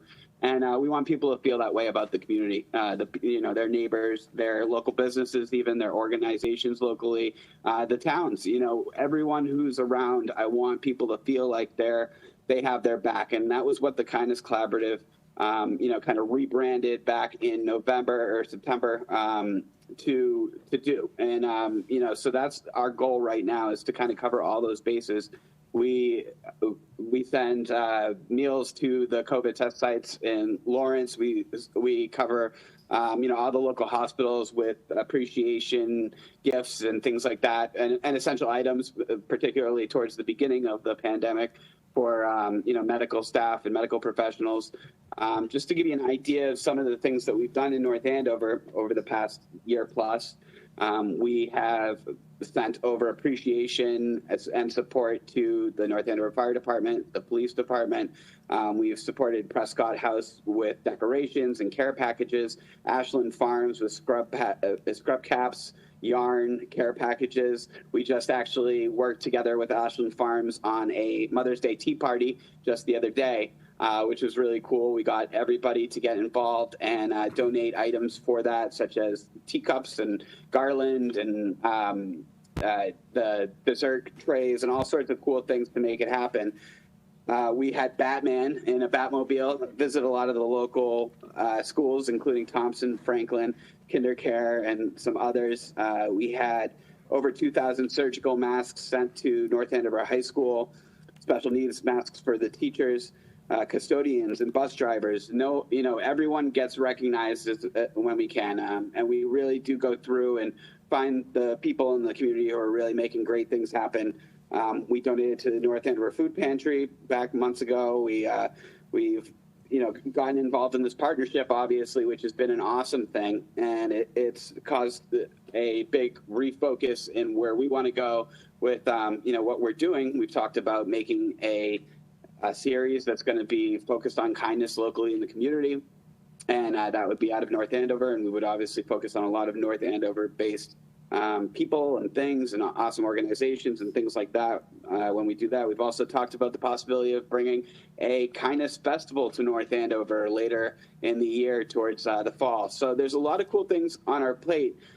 Just to fine tune a little bit more how we operate, we have yet to take a single monetary donation since our inception back in March. Everything that we get in is in-kind donations. And we've been able to do some really incredible things over the past year plus just by people in the community, everyday people, and local businesses and organizations as well, getting together and standing up and stepping up for their community and getting whatever the essential items are to those who need them. So it's been a really awesome experience. And, this relationship with North Andover is really exciting. It's really promising. It's already done a lot of really cool things and kind of planted the seed for a lot of cool things upcoming. So, we've loved working with you guys. We want to continue working with you. We want to focus on one of the issues that I had spoken with Dee about is the food insecurity issue. Not that it's a North Andover issue, but it's an issue everywhere. And, we'd love to help you guys combat that in town as well as beyond. We do service the entire Merrimack Valley and quite often beyond the Merrimack Valley down into Boston, into southern New Hampshire. So, and like I said, North Andover is our most active community. So, we love to work with you guys and we want to continue that, and happy to take any ideas and brainstorming from the select board, from any member of the town team. We talked a little bit about how town employees are able to volunteer, which is an awesome policy. And, we'd love to work with them on that. We'd love to give people, everyday citizens and people in town as well, the ability to coordinate projects and offer our resources and our network to be able to help them make awesome things happen with them spearheading the project as well. So we have a lot of different ways that we do things, but all of it comes down to those two elements of spreading kindness and spreading community support, throughout our region. And, North Andover has been a huge part of that. So we're really appreciative and, looking forward to what the future brings. Great. So do you have volunteer opportunities? I know you mentioned it, but do you have volunteer opportunities? And if so, what are some of them? Absolutely, and the answer to that is yes, and it really is a constant thing, and it's ever changing. So because of our model, we don't have a specific issue or a specific area that we focus. There are certain things that are pretty stable, pretty constant, and things like that would be cooking meals, baking baked goods. The baked goods go into our care packages, our appreciation packages. We do sympathy meals. We do, anybody going through a tough financial time is able to receive home cooked meals from us. The baked goods go to the fire department. They go to the police. They go to the people working over at the test sites and the vaccine sites, and they go to regular everyday people who are making awesome things happen. They go to members of the community who are going through tough times. So things like that are pretty constant, but we have, depending on what project is currently happening, we have all sorts of different types of volunteer opportunities. And that goes across the board from the very young. We have children who make, thank you cards and signs for first responders and medical staff and people like that. And then we have, elderly people who have knitted and made blankets and made, all sorts of items to go into care packages and baskets and out to Lazarus House, and who we're actually partnering up with on a large upcoming effort that, we'd love to get you guys on board with as well, that, probably for another conversation. But But yeah, so, there's always opportunities. The best way to get involved, honestly, is to get on Facebook, on our Facebook group. The Facebook group that we have was the original group that we started back at the beginning of the pandemic, and it's become a home for people who want to make stuff happen locally, to coordinate and cooperate and collaborate in all sorts of ways to put these things together. So that's the quickest way. Also, anyone can feel free to email me, email the organization at info@kindnesscollab, that's COLLAB.org. And we have a lot of volunteering opportunities. There's actually a form on the website as well that helps us kind of figure out what your passions are, what you would do best. Some people have certain skills that other people don't have, and we like to put those to use when we can, whether that be artistic skills or sewing skills or whatever it is. The way we describe it is everyone has something to offer, and a big part of what we do is finding out what that is and how it will fit in with the needs in the community. I'm incredibly appreciative for all of the work of the Kindness Collaborative over the last, over a year, really. And one of the things that I personally appreciate is that you make it very easy to volunteer. It's like I find myself without a ton of time, but there's always like some little thing that I can do to still be contributing. And I know that many other people feel the same way. So very appreciative for the efforts that you make to get everybody involved in any way that they're able to. So, and look forward to some great things in the future. Absolutely. And just to touch on that, that is a huge part of it. And we've actually had conversations with Lazarus House about this as well, is if we can make it two things, if we can make it easy and we can make it fun to get involved in helping the community, then people will do the rest. It's really, people have busy schedules. It's tough. You hear certain things happening and you want to get involved, but you have, the kids are going to practice and they're going to a lesson and they're going to school, and you work all day and you get home and you just want to sit down, and it's tough. It really is. And if we can make it easier for people and also more fun to get involved in these things and to help out, then, I think the rest happens organically, which is very cool. And you're making really great connections between people too. So that's been a highlight, when I drop things off. It's just nice to expand our network that way too. So. Definitely. It's all so good. People generally do want to help and be kind to one another, and to give them an outlet to do that is just wonderful. Thank you so much. Thank all of you. I really appreciate it. I mean, the town North Andover has been amazing. And like I said, I really have high hopes and excitement for what's coming up. It's quite amazing how you've brought the community together. We needed something, right? In the pandemic, nobody knew where to turn, and you guys really created a spot of like where we could help each other out. So very appreciative and looking forward to the future. Thank you. Sam.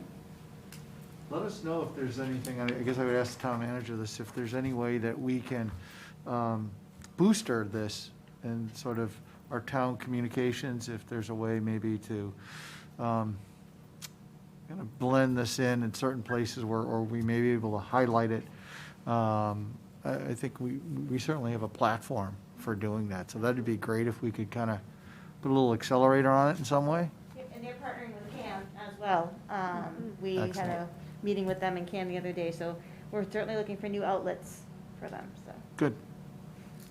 Thank you. And I'd love to meet Kathy Schelp as well. I know collaboration came up as one of the things she's all about, and elder services is a huge part of what we want to help out with here in town. And so I'm looking to collaborate with her moving forward as well. But Dee's been awesome, and I think there's a lot of meetings upcoming that I think are going to be really helpful in identifying where the needs are, and then we game plan on the best way to tackle them, and like I said, make it fun, because that's how you get people involved, and I think we're going to accomplish a lot that way. Thank you very much, Alex. Much appreciated. Thank you. Take care. Thank you all. Night. That's great, huh? Nice. Nice warm feeling. All right. Next on our agenda is discussion and possible vote on complete streets policy. And I think we've got our town planner here Dan Beckley to give us a presentation. Dan? Here, and Andrew is here. Excellent. Jean may be here, although I think she may have been under the weather. Not here, okay. And Suzanne Egan, I believe, is still on the call as well, in case we have any questions for her. I don't think she left. But Dan has really done the heavy lift on this, so we'll let him take it from here. All right. Hey folks, Dan Beckley here, town staff planner. Like everyone said, I'll be doing a quick overview of complete streets. I know everyone wanted the really long version, but I'm going to do the short version. There's a memo, complete streets memo to select board, which includes the presentation, brief on the policy and the policy itself, the draft policy. I'm going to share my screen and then we can get started. While he's doing that, I'll just remind everybody that this was what came forward last quarter from the Master Plan Implementation Committee. Humorously, Dan had already been working on this, so we were in line with them. So it's exciting to be able to finalize this tonight. All right. Everyone seeing this? Yes. Yes. Perfect. Okay, so yes, complete streets came up as a master plan goal. It was something I was interested in working on when I was brought on in the fall, and now we're running with it. So complete streets is a street that accommodates all modes, abilities, and ages. The intent here, complete is reflected, is meant to be inclusive, and because of that, we're covering a lot of different bases. And so looking generally at the master plan, pursuing a complete streets policy addresses around 15 of the other goals, from accessibility and supporting aging populations to economic development, safety, walkability, and connectivity. So it's really just a win-win-win-win-win policy. And the Complete Streets program started in 2016. It's been hugely popular. Basically, we are just entering tier 1. You have to pass a policy. It has to score a certain amount with MassDOT. In a couple of weeks or so, they'll review it, potentially approve it, and then you enter later phases where you can get technical assistance funding to basically do an assessment of your town and where there are street improvement needs, everything from sidewalks to driving lanes to bike lanes to accessibility ramps and anything in between. After the evaluation, if the state approves that, you get to an action grant stage where you can apply for up to $400,000 to basically take on any of the goals you identified in the prioritization plan. And after 3 years, you can go back, apply for more technical assistance funding, and evaluate if there's other things you want to do. So the policy attached has to be 80 points. I wrote it to be in the upper 90s. So this means it's thoroughly inclusive. It's meant to apply to almost all projects within reason. It references local character and context so that it's flexible in that way and isn't, strict. You aren't putting, bike lanes out in the middle of out country. And so really it's designed for North Andover, and really the only concessions we made were related to who's going to be implementing it and how it will be monitored, because we didn't want to, unduly burden any particular department. That was only a few points. It really hits all the main principles of complete streets and should be up to snuff. So you may be wondering why we should pursue complete streets. And as I said, it's a very popular policy. Around 2/3 of Massachusetts towns have approved policies.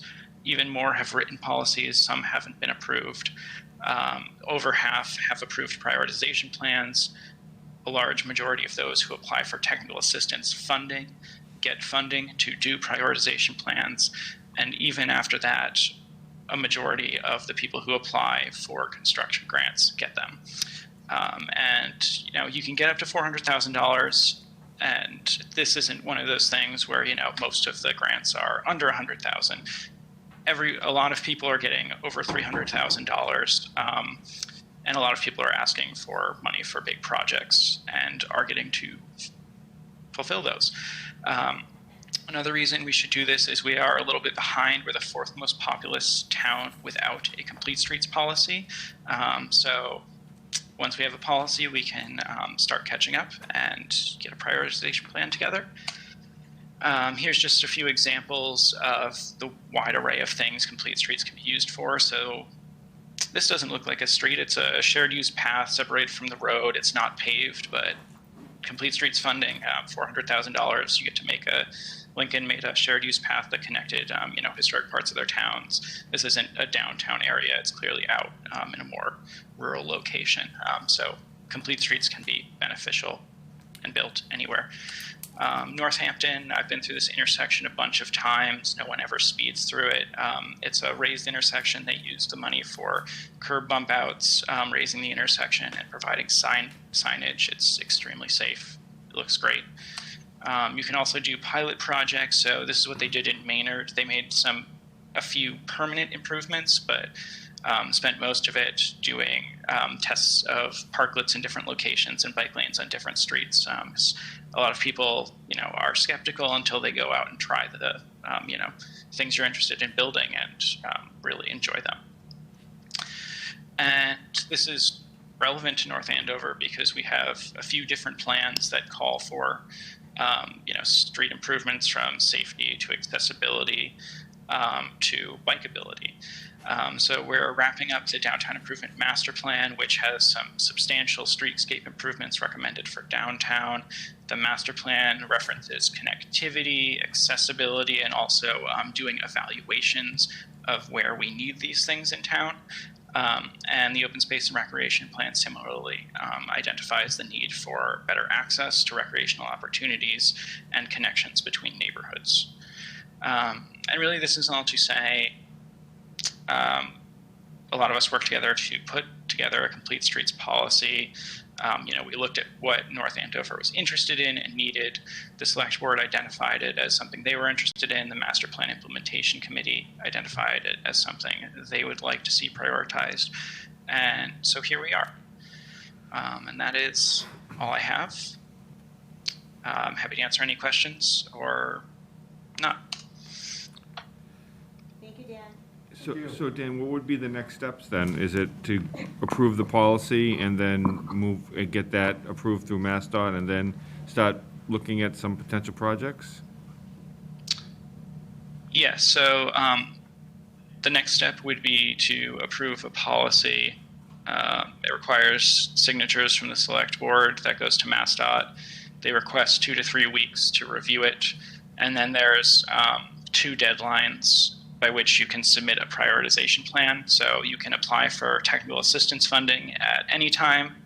And there's a spring and a fall deadline for submitting the prioritization plan. I'm pretty sure the spring deadline is this month, so it either just passed or it's, going to be too soon for us to do that. But there is a fall deadline. And the same goes for the action grants. There's 2 deadlines a year. And you can apply for the action grants each year. Dan, just to add on to that, this is Andrew, by the way.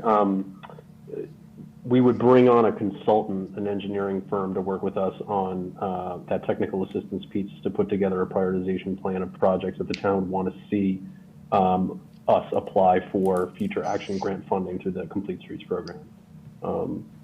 Right, Dan, isn't that correct? That's correct. Okay.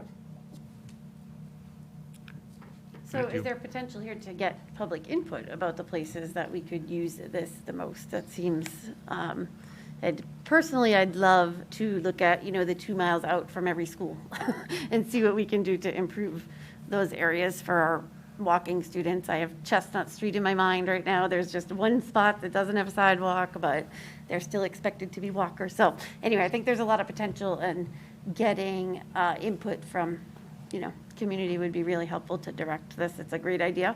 It's a win-win for everyone, I feel like. And if there's money to be had, we should try to find it. Go after it. Does the plan include underground utilities? The master plan This, for downtown utilization? this what plan? Does the question is, does the downtown plan include undergrounding of utilities? It's The not pictures a do. recommend. It's not a recommended part of the plan. It's a element that was discussed in the different public engagement things, and I believe the plan will touch upon it, but it's not identified one way or another as recommended. I don't think it was part of the cost analysis that they did for the downtown improvement master plan. Right, they're having Correct me if I'm wrong. They're having conversations, see Andrew pop it into, they're having conversations now, I believe, with the different businesses about the business impact. Obviously, if we move forward with the undergrounding of utilities imminently, it will negatively impact the businesses right after they just were shut down for Columbia Gas and then COVID. Yes. And so we want to make sure that we time that correctly in order to not negatively impact. So Andrew, I know, has started conversations with them as well, and he can speak for himself. Go ahead, Andrew. Yeah, no, I wouldn't add too much more, only just to say that, obviously there are a lot of sort of logistical challenges to wade through when looking at undergrounding utilities. We've had extensive discussions, as Melissa just mentioned, including, downtown business and property owners, as well as with our own DPW department to discuss, what the project would entail if we were to underground utilities. And it's just a cost-benefit analysis. We just have to, work with, folks like yourselves, the select board, and town leadership to just better assess whether or not we do in fact want to move forward with undergrounding. And we plan on bringing forward, in very short order, in the very near future, the draft master plan for downtown, as well as some recommendations that are being brought forward by our consultant beta group. And we can have a fuller discussion at that time about sort of all the, factors around underground utilities. We've been talking about this a lot. For a long time, yeah. For a long time. But you're right, to spring that on our downtown merchants would just be awful right now. They've been through enough. Yes. it would But be- you can plan for the future. Andrew, you mentioned a consultant for the complete streets. So does that come out of the funding from the state, or is that something that we pay for? Yeah, and correct me if I'm wrong, Dan. So the next step after, if the select board sees fit to approve this plan, would be to pivot and apply for technical assistance funding from the state through through the Complete Streets program. So they will actually fund our process to develop a prioritization plan with a consultant. So that would be our next step. And obviously, a big part of this is adding sidewalks, and I think it's a bigger discussion, but I think that we need to talk about who's gonna clear them. As we add sidewalks, I don't know if that means a sidewalk bylaw, or, I don't know, we need to, because it comes up all the time, and especially with walkers coming 2 miles out from the schools, I think that we need to make that clear how we're gonna do that. I don't know that it's part of this, but maybe a bigger discussion. Should be visited anyway. It should be, I think it's great to add the sidewalks, we just need to prepare to clear them in the winter months. We know we only have 2 sidewalk Right. clearers, so as we add them, we usually state that we'll only clear the ones that we can reach. Some of them are prohibitive due to routes or the actual width, and that are on a direct route to school. But obviously, it's something that we need to talk about as we create new ones, because it's not just the creation, it's obviously the maintenance, and not just the plowing, but also, when they get uprooted by trees, when they get potholes in them, there's a lot that goes into maintaining sidewalks as well. Well, I think this also ties into kind of the breadth of the master plan, that we've got a structure, we want to move forward with it, but to your point, Janice, this is where public input really, it's literally where the rubber soles and the bike, all hits the road. So this is really up to us as a community. We've got another avenue to help us execute it now. That's what this really is. And a source maybe to integrate with some of these things, because I think that's where Melissa and Andrew have been particularly effective, and certainly Laurie's had a big part, which is to take these sort of grants and these services and integrate them into kind of bigger projects and bigger, opportunities to kind of leverage it. So I see nothing but green skies for this, for us. So I would love to hear a motion. Let's make this official. Mr. Chair, I'll move that the select board approve the complete streets policy as presented. I second. Great. Any other discussion? All in favor? Aye. Great Yes. job, gentlemen. Yes. Thank you for your Excellent. work, yes. Thank you, Dan. Thank you, Andrew. Thank you. Thank you. All right, check that off, huh? Got one in. They did a great job. Yeah, really excellent. Aye. Okay, so we have next. Town Manager Rodriguez, can I interrupt for a moment, or is that out of order? This is Jill Parker. Up to the chair. Go ahead. I just had a little concern. I don't know if you stick to the 9 o'clock cutoff point for your meetings, and I noticed that we've got a few more topics to cover before we get to the Poet Laureate Committee request for using the for our event using the town common, and it is on the 22nd, and I think you said that your next meeting was the 24th, and I just wanted to bring that to your attention. We will get to everything, don't Yeah, worry. don't worry. Oh, okay, so We'll you get go to past, you. you go past 9 o'clock? We won't Oh, sleep yeah. over, but we'll go past 9 o'clock, so you'll be good. Oh, I wasn't sure. All right, thanks You'll very be much. We're in the zone. That's fair, that's fair. Okay. So, next on our agenda is the request of the Samaritans of Merrimack Valley to use Willow Street, Industrial Park Roadway, and Flagship Drive for the annual Walk for Hope on Saturday, October 23rd, 2021, from 8:30 to noon. Is anyone here to speak to this? We do not believe so. Yeah, I mean, we've done this in the past. It's been a wonderful event, well thought out, so. And it's so off the important. main roads, actually. It's Yeah. Flagship Drive, it's pretty quiet on the Saturdays up there. A well put together event, neat to see. No concerns from any of the departments. Yeah. The health department just states that they would have to comply with any COVID restrictions. Hopefully by then, we're good. I believe that all of the restrictions on road races have actually been lifted, will be lifted by then, so we're good. Mr. Chair, I would move approval for this event. Sure. Mr. Chair, I'll second. Thank you very much. There's no other discussion, all in favor? Aye. Any opposed? All set?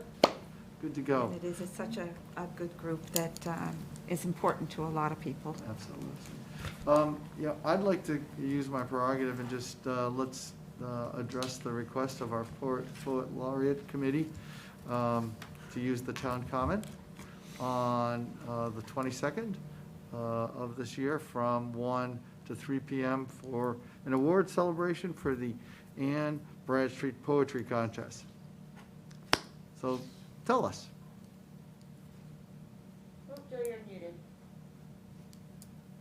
Press the button. Thanks very much. Sure.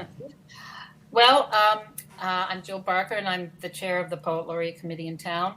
And we're very excited to be trying out our talents here at our first townwide poetry contest.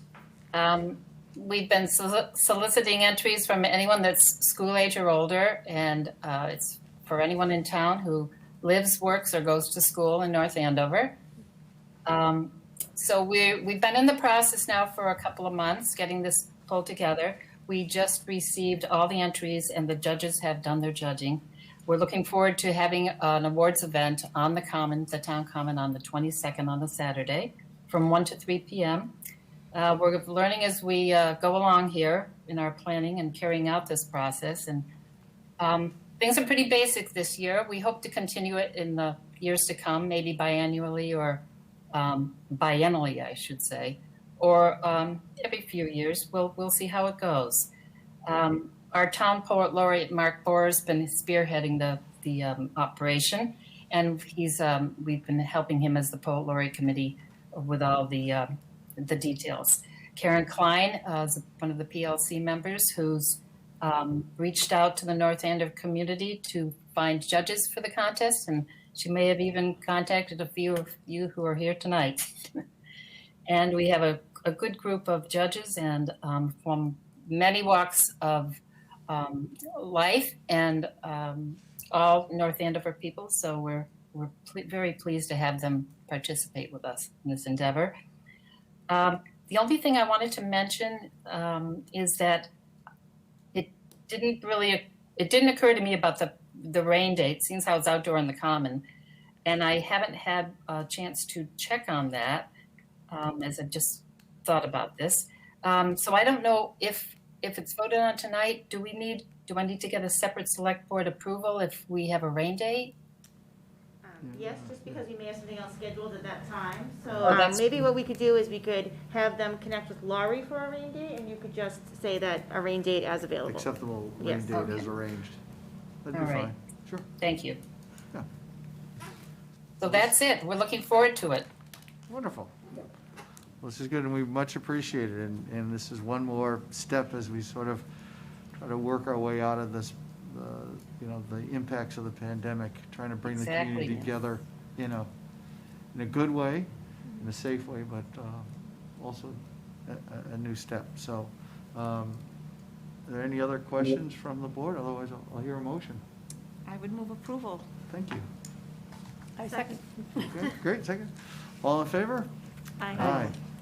So, as proposed, passed 5-0 with just that addition to consult with Laurie on the rain date. As I will do acceptable. that. Thank you so much, and please come and join in if you're able. We look forward to it. Thank you again. Thank you. Good night, Joe. Good night now. Night. Night, Joe. Thanks a lot. Okay, as you said earlier, Town Manager, we do have the town meeting coming up, so we still have a few town meeting warrant recommendations. May I suggest, if I, point of order, that we continue with the requests, because there may be folks online listening that may want to chime in on their requests. I appreciate that. Yeah, One let's of do them may that. actually be a petitioner for one of the warrant articles.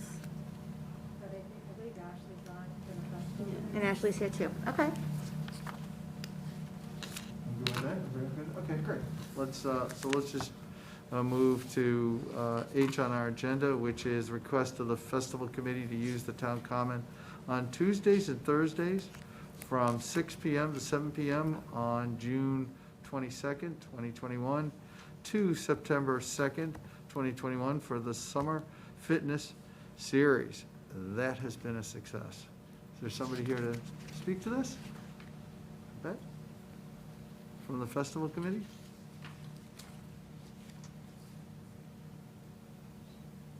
Give Ashley? I can certainly speak to it. So the festival committee is planning on starting once again their exercise classes, which they were not able to do last year. They are run by Ashley Valancourt. She said that she usually could have more than 20 to 25 people come, which means that she does need a permit to use the facility. They are free to the community. It's going to be Zumba on Tuesday evenings and yoga on Thursday evenings. They start on June 22nd at 6 p.m. and end on September 2nd. And again, she usually expects about 30 people. That's great. It's success. So I very drive by, it's great to see folks out there. Yeah. Awesome. I would move approval. Thank you. Second. All in favor? Aye. Aye. Thank you to the Valancourt family for facilitating our town just a little bit more. Yeah, she's a great young lady. Absolutely, absolutely. And we also have a request from the North Andover Athletic Association to use Osgood, Stevens, Great Pond Road, Pleasant Street, Stevens Street, and Harkaway Road for the annual Knights on the Run 5K on October 16th, 2021, from 8:45 a.m. to 11 a.m. I don't know. Mr. Chair? Okay, that's fine. Yeah, Mr. Chair, I would move approval. Yes, we've done this before. We've done it before. I would second that. Great, wonderful. Well, Great we're event. We're excited to have this again. All in favor? Aye. 0, we're all set. Awesome. Okay, now we'll go back to our regularly scheduled for warrant recommendations on Article 7, which has been revised. Yeah, Nine. so Lori, do you want to explain that one? Yeah, That's the Affordable Housing Loan Trust.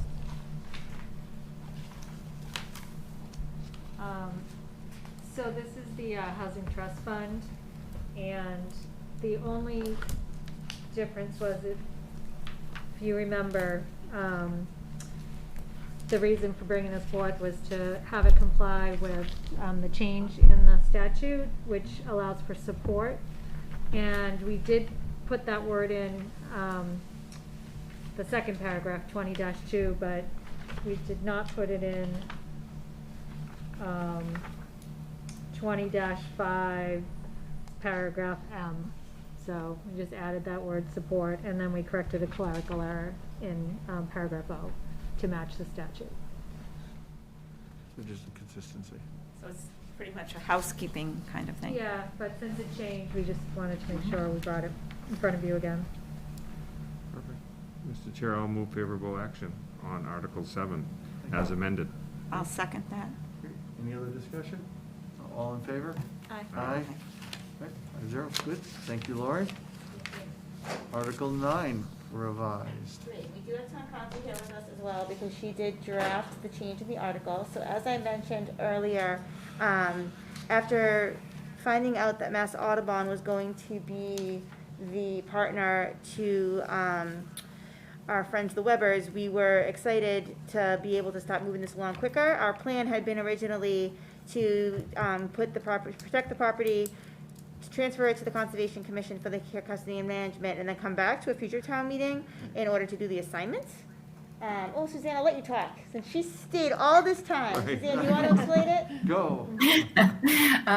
Certainly, I can explain it. All right. So as the town manager was stating, that the initial go around on this article was to provide that portion of the Stevens estate to the care and custody of the Conservation Commission for the purposes of open space and watershed protection. And now that there has been a conservation organization identified, we decided to amend the article to also authorize the Select Board and the Concom to convey a conservation restriction that would be in compliance with Chapter 183. And we have not identified Mass Audubon on that, just that's to sort of protect the town from any risk that we aren't able to enter into an agreement with Mass Audubon, and then the town would still have that authorization to convey a restriction for the same exact purpose, but just in case that, in case we needed to go forward with it with another organization. If anyone has any questions, I'm happy to answer them. So moving forward after town meeting, how does that agreement look with Mass Audubon? Does that have to go back to town meeting, or is this just giving the ability for the Conservation Commission to draft that? So no, with this having this article on the town warrant allows the Conservation Commission and the Select Board to vote to convey that conservation restriction Mass to Mass Audubon. Audubon. And that's So for, we have done this before. With regard to other properties that the town has conveyed conservation restriction, most recently it was with Essex County Greenbelt on the Glenny Woodlot. And it's all of one town meeting vote, and then what it is that sort of authorization for the administrative process to go forward. And we have a draft conservation restriction, which is what the restriction that is required by the state, and it gets approved by the state and the conservation organization, and then once that is approved, then it is executed and recorded at the registry of deeds. And that language is actually voted on by Concom, voted on by you, and approved by the state. So there's many layers of protection in order to make sure that the property is correctly cared for. right. And that will be for a period of time, based on our agreement with Mass Audubon. Yes, Okay. Because ultimately, it always comes back to us. yes, we have the right of reversion, basically, Okay. for the care. Right, and the right to enforce. Yes. That's the critical piece too. Perfect, thank you. Any other questions or concerns of this? I appreciate setting this all up, just it's one less handoff in the process. And I think also is a reinforcer of our maintaining control over this, over the property. I think that's very important to the citizenry here, is that we retain that, so. I'll hear a motion. Mr. Chair, I'll move favorable action to Article 9 as amended. Thank you. Second. Suzanne? Any other discussion? All in favor? Aye. Okay, 5-0, all good. Thank you, Suzanne. You're welcome. All right, so the next article is the citizen petition for Mr. Baker. Mr. Baker, are you on the line? I know we maybe had a conflict. Shows it on. Yes. He's here, great. Yes. I've been patiently waiting. It's so good. All right, do you want to tell us about your petition? Yes. Basically, I was in a career. I was a chef for 13 years, and I have 4 kids, and I'm a resident of North Andover my whole life. So is my wife, Allison Perry, and so she pointed out that I could get a petition to maybe become a firefighter, which I wanted to do because I'm looking to make a difference, actually have an effect on people's lives. And so this seemed like an opportunity for me. And so I got some signatures together for residents of the town, and I put it in.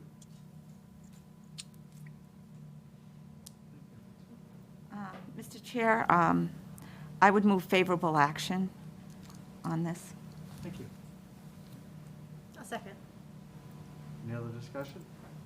Well, then it's wonderful to see somebody step forward and look to take this step. All in favor? Aye. 5-0. Good luck. very much. Favorable action on this. Good luck, sir. See you on June Thank 15th. Okay, the next article is Article 24 and 25. So again, we're still in that same spot where we have these items on the agenda. The criteria for the federal money actually came out today. Don't worry, it's only 151 pages. So I only got to read the first 30, and then we came here. We've actually been working with a group of North Shore managers and the MAPC to see about doing a regionalization of the reporting requirements, because it's going to be very complicated.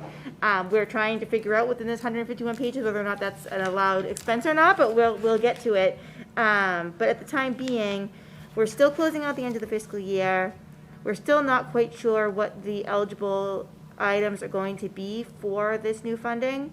So right now, and after conversation with Lynn, Superintendent Gilligan, Jim Maley, as well as the Finance Committee Chair, our plan is to keep these articles on, but I would be very comfortable with you waiting to waiting till the night of town meeting to make a recommendation, or any time closer.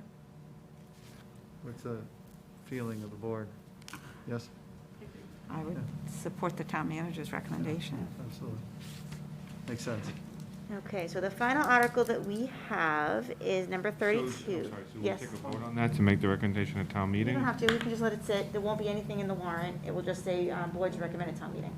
Okay. Oh, you usually do? Okay, well then we can't. This Okay. is for 24 and 25. Just for 24 and 25. Yep. So, Mr. Chair, I'll move that the Select Board make their recommendation for Articles 24 and Article 25 at the town meeting on June 15th. 15th. A second. Yeah. 2021. There you go. Thank you. All right, all in favor? Aye. So done. All right. Okay, so Article 32 is the moratorium. The planning board has had a public hearing on this item, has heard the item twice, has referred this item to their next meeting, which I want to say might be tomorrow night, and has had multiple discussions on it. One of the things that they've asked of me, because I was at their last planning board meeting, was to start a study of the utilities. So one of the things that we've talked about with the planning board about this article, and I can't speak for the planning board, but my understanding of their conversation is it doesn't sound like the article will be supported, but they have not taken any votes. But one of the things that they really said was that they are also interested in the impact of new development on our utilities. We're all interested in that, right? So I have committed to them to start that study. We got our initial quote today, and we learned that it would be about a 3-month study, would take about 3 months. We have, as you know, a company already here working on our watershed plan. So that puts us at an advantage because they're already doing a study of a lot of our different resources. So we were able to kind of piggyback on that. So I'm waiting for the actual proposal to come in, and then we will find the funding source, which we can go to the Finance Committee reserve account. We haven't used that yet this year due to snow and ice being so low. So, you know, that is something that I committed to do at the last planning board meeting.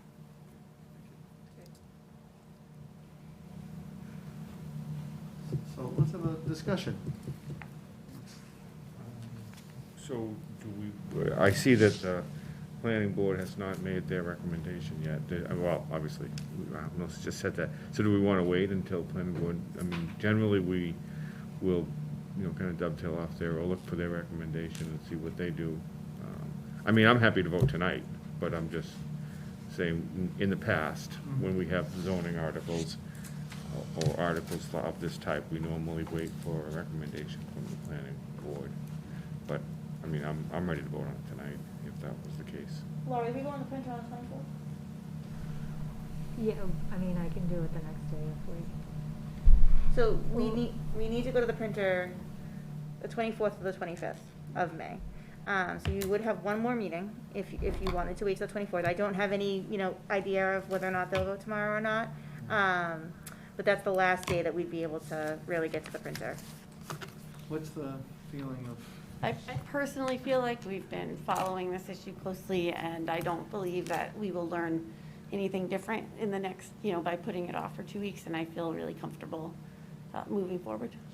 I think it's important that we get our recommendation printed in the warrant, so that the community knows sort of where we fall on that. Okay, so let's have our discussion then. I'm of the same inclination. Rosemary? I generally always like to hear from the planning board first, have a full airing, so.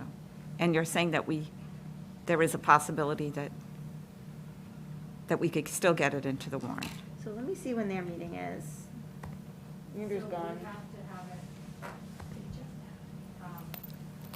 posted 21 days before, which is the 25th.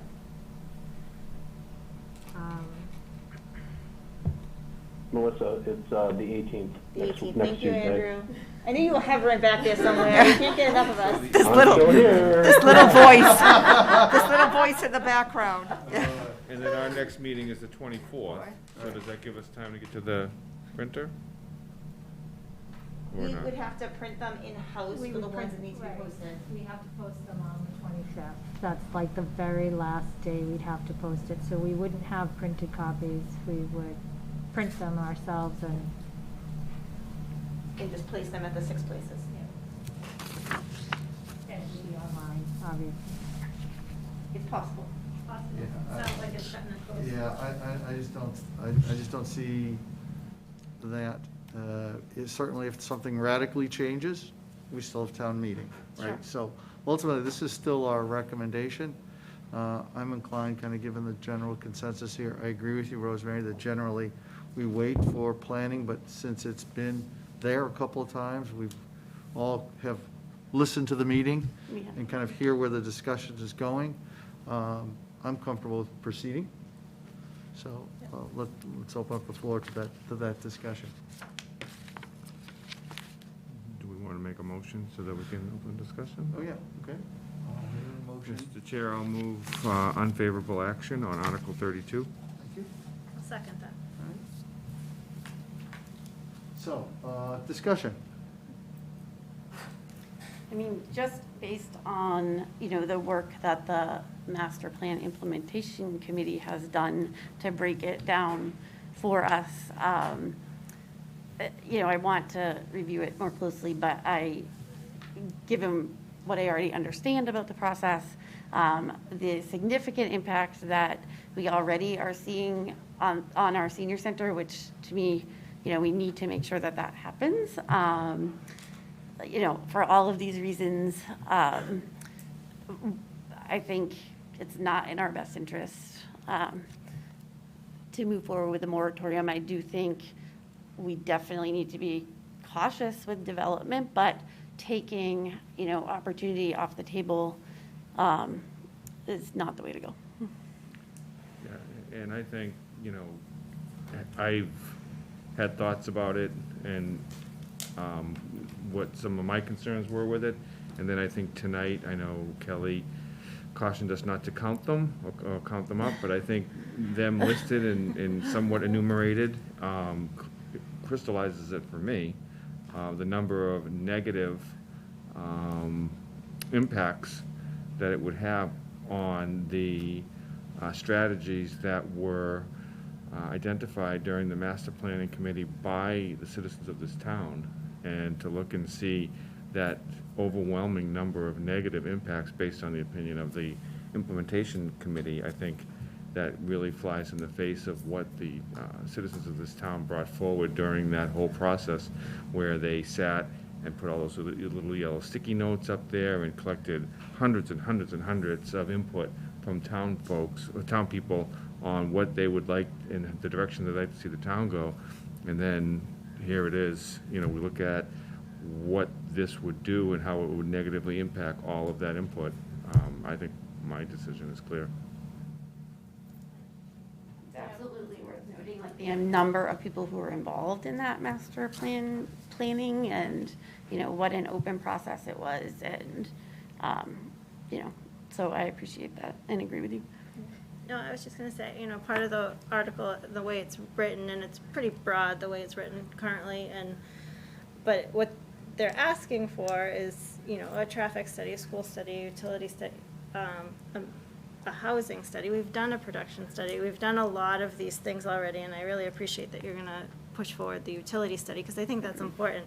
And I think what I heard at the planning board meeting was maybe there's a way to quantify is not the right word, but like bring it together, and maybe so that, because it's really hard for people to go to the housing production study and go to the utility study, and maybe somehow bring it down to a smaller document so people can see that the work's been done, and maybe we have like a quick reference point. So I think that would sort of bring it together. And none of these projects that would be under the moratorium are by right? So they still have to go through such a process in town. We have a planning department, we have a planning board, and they all have to be reviewed. So there is a process in place, and I think we want to be part of the conversations and be partners with those coming before us, so that we can have a voice and we can make it right for North Andover and for our citizens, and not lose opportunity, because I think we'll lose some opportunity. There's that Great Pond Road applicant that they're looking to do some projects there, and I'm sure there's more. And I think we don't want to lose that. And I also really feel for the seniors. This is the last piece of Facilities Master Plan 1, and we sat at town meeting and said, help us with the kindergarten building, and we'll get to you. We'll do the senior center. Help us with the fire station. We'll get here. And, we got put off because of COVID, and here we are again, where it's in flux. I know that it could be excluded, but, we're talking about super high construction costs right now, and we just don't want to lose that opportunity. I think that's all I have. I think that there's a lot of moving parts here. This North Andover, I believe, is one of the fastest growing towns in the state of Massachusetts. And it's pretty evident by all the construction. I don't necessarily think that a pause to study. I'm very concerned about the drain on the water and the potential of that problem. I would like to hear from the planning board, and I think we need to be very, very clear. We can exclude the senior project from this moratorium, and frankly, it is already excluded because it's not housing. The senior center is not housing. So I'm going to stick with, I'd like to hear more from the planning board, but these are very serious issues with the crowding in our schools, with the traffic. And I'm not even talking about any one project. Traffic has become a real problem. There's only several roads that come all the way across. North Andover looks like this. And there's 114, Johnson Street, Salem Street. That traffic is going to start going into other, especially with ways. I think that the town has a right to decide, do we need to take a break and study the issue even more? So I would like to hear from the planning board, so I will not be supporting this motion. Or it's the negative. You're voting no, but. It's a motion. Well, I would say, yes, we are a growing community, and this comes down to me, there's a parallel here to how we've handled the pandemic and vaccination. I mean, the choice could have been, nobody ever walks outside the door and nobody connects with anybody else, and we don't have to deal with this growth, with this thing that's out in the community. In parallel, what's being proposed here is a blunt tool, something that will literally stop in the tracks a number of things that we're working on, and I think expose our reputation. Now, certainly there are risks in developing the vaccine, right? And no, it's not 100%, but it effectively does what it needs to do, which is to protect us. I look at our master plan, I look at our planning board, I look at our rules, I look at our conservation, I look at economic development. It is the same, in essence, process to protect our community as we did with the development of the vaccine. And so it's really because we have these structures in place, and we have deep knowledge, but we don't have 100% knowledge. We will never have 100% knowledge. And I will give Mr. Finn credit for, once again, highlighting the master plan, because so much of this has been addressed in that master plan. And again, we know as a community, there's no direct and simple solution.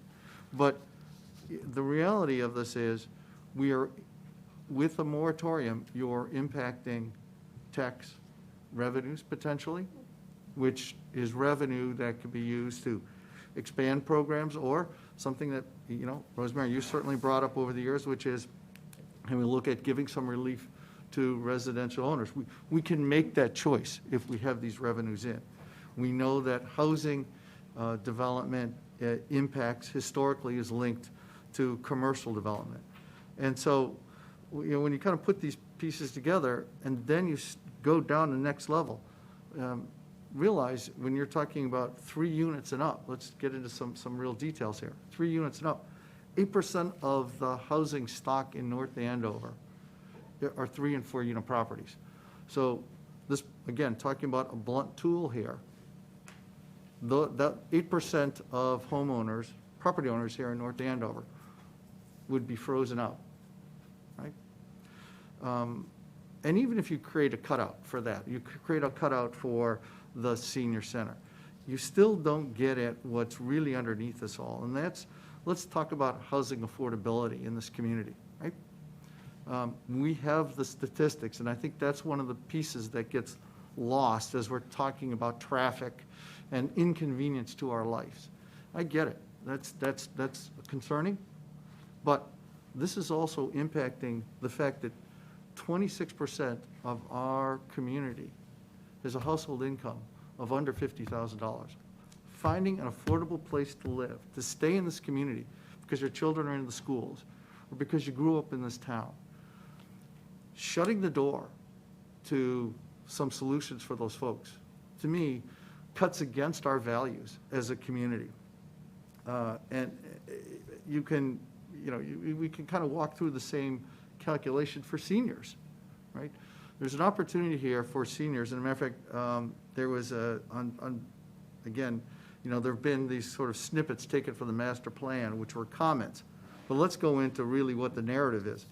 On page 44 of our master plan, census found that seniors are over 14% of our population, which has grown by 27% in the last 10 years. The growth over age 65 has clear implications on housing for seniors in this community, especially for those looking to downsize or finding housing options with affordability and physical ability that they need. That's right in our master plan. This was all part of our conversation. These are values that our community stood up for.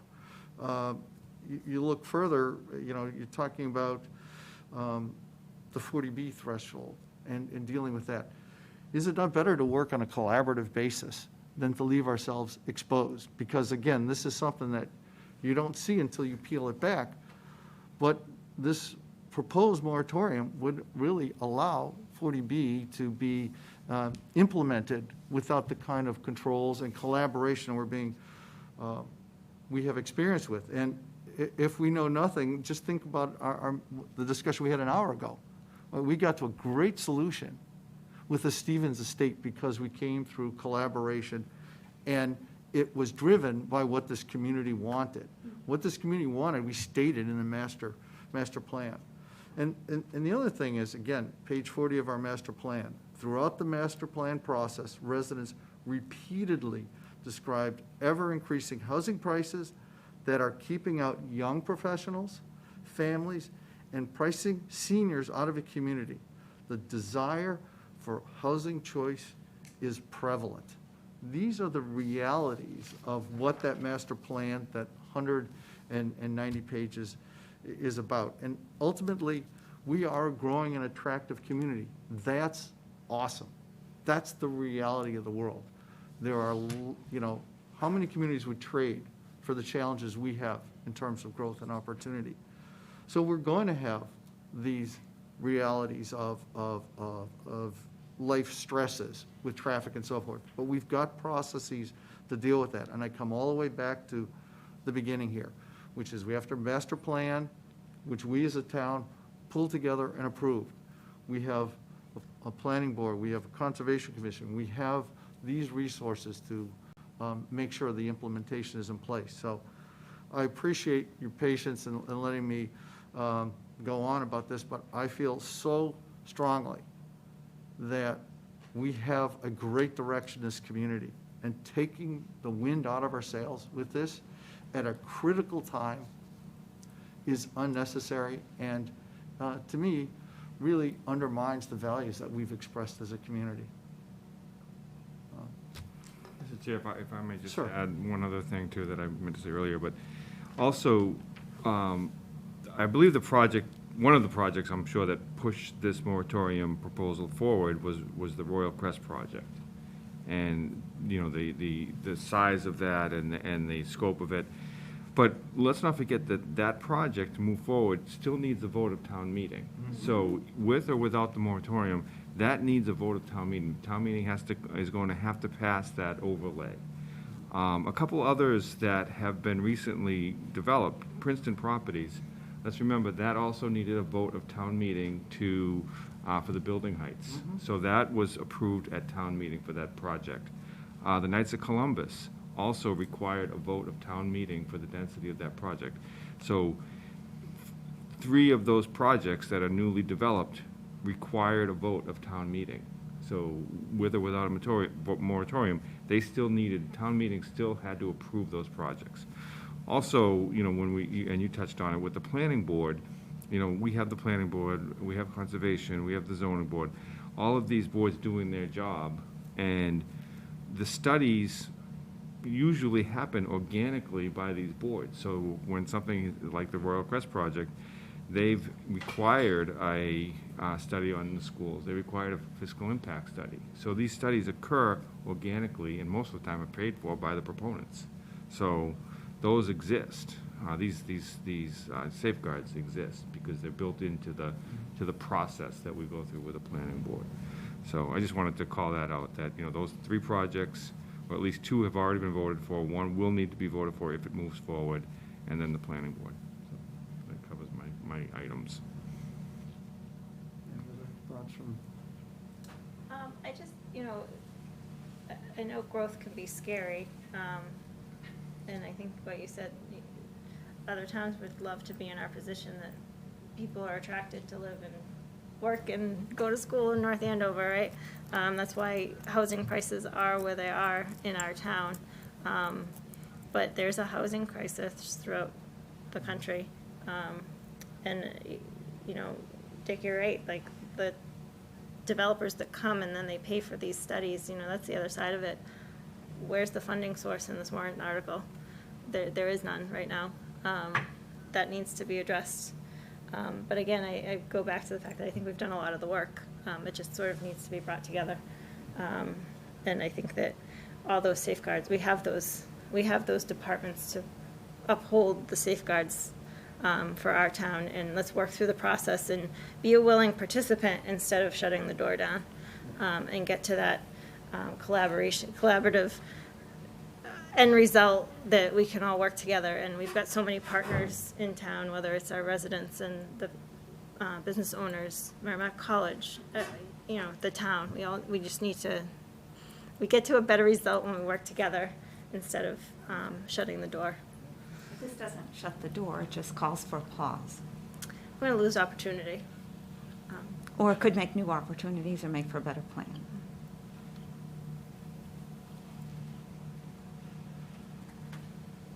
Two years is a long time. Ask anybody in this community that survived the Columbia gas incident that's had to deal with the pandemic. We know how things change, and we have opportunity in front of us. I think this is actually a chance for us as a community to stand behind what we've put together here. So with that, we have a motion for a vote, so we're ready to vote. The vote Motion was is for unfavorable action. unfavorable action, so, And it was seconded. and seconded. All in favor of stating unfavorable action, say aye. Aye. Opposed? Aye. 4-1. Unfavorable action recommended. Thank you. Okay, go back to our agenda here. And we're on to, sorry, I just lost my place here for a second. I think we're on to licensing. So I'll hear a motion to move into licensing. Mr. Chair, I'll make a motion, we move to licensing. Thank you. Second. All right. All in favor?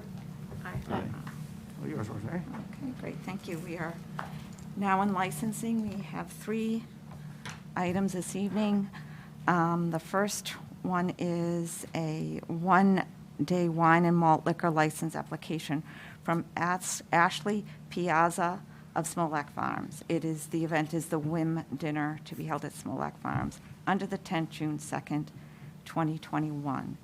So we appear to have no issues other than Stephen Casey. All the permits need to be held before the event with the Board of Health. And I think that's it on this one. So we have favorable action from police, fire, and health other than that position. So do we have Ashley with us? Is that you, Ashley?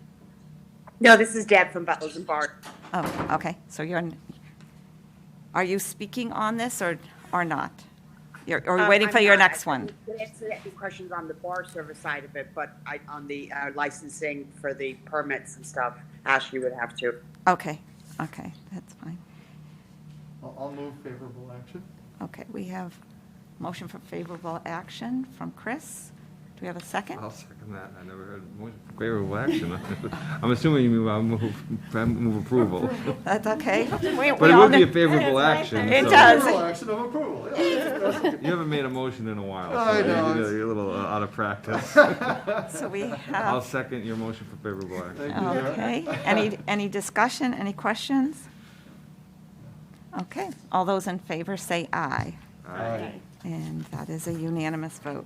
Okay, so the next one is 3 one-day all alcohol liquor license application from Deborah Ingalls of Butlers and Bars. The events are to be held at Smolak Farm under the main event tent on May 16th, May 20th, June 16th. And it's the same thing, make sure all the proper permits are pulled by the Board of Health, COVID-19 guidance applicable, and it appears to be in pretty good order. Would you like to speak to that, please?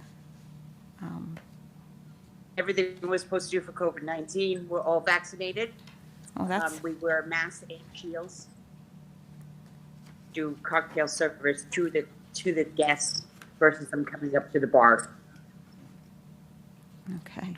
Well, congratulations on your vaccines for a number of Yeah. good reasons. And Yeah. are there any questions from the board? I would just make a comment. I mean, these are all for this week.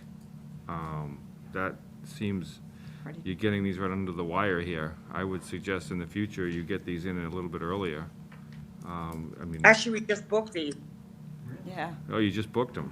because everybody's Yes. getting vaccinated. Oh, then I apologize. Then I apologize for that.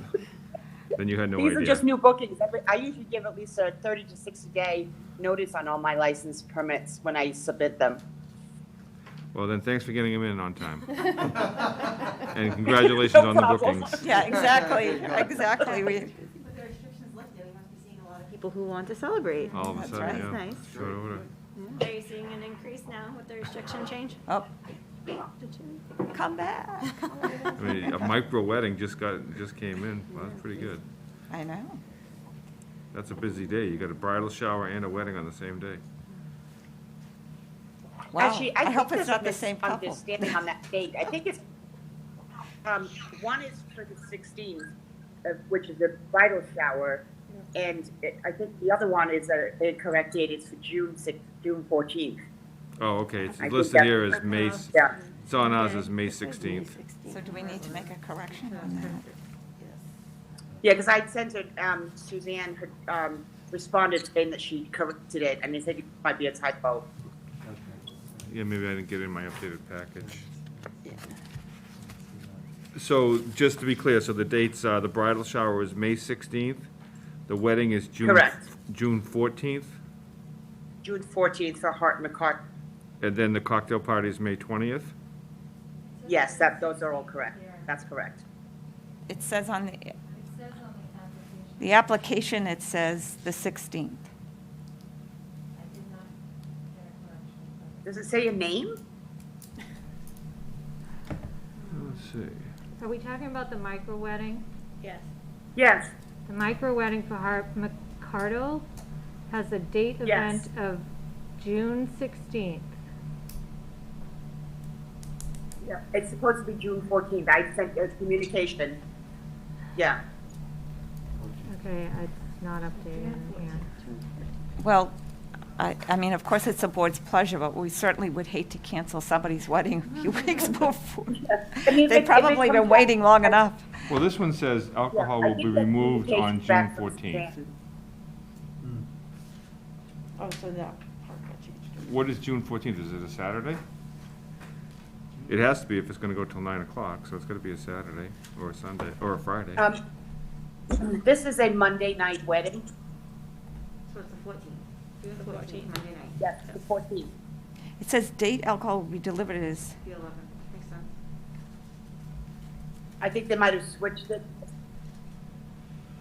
yeah, it It's says the definitely it, 'cause I 14th. did communicate with Suzanne, and I do have the notification saying that she corrected it. June 14th.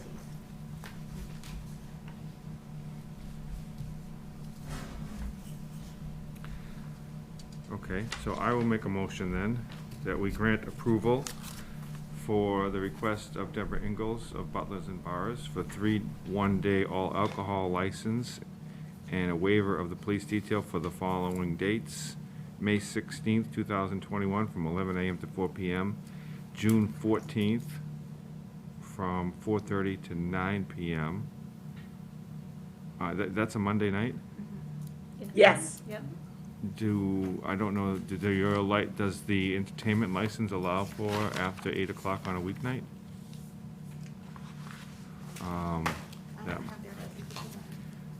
That may, let me make the motion for for 2, and then I think we should maybe take a look at that. Do you know if it? I don't remember.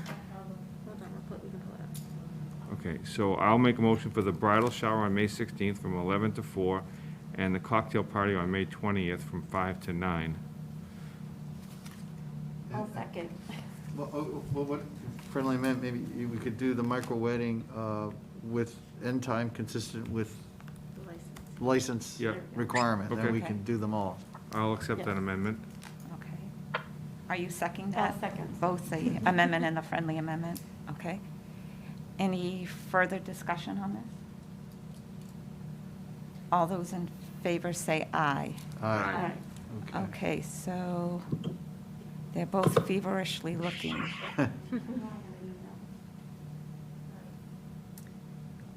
Is there a reason for the waiver of the police detail? I'm sorry, I couldn't. Oh, is there a reason for the waiver of the police detail? It's just the police make the decision, Oh, maybe, okay. because it's a small number. Smaller. Yeah, it's usually driven by size, Okay. you know. And it's kind of track record of experience, Yeah. really.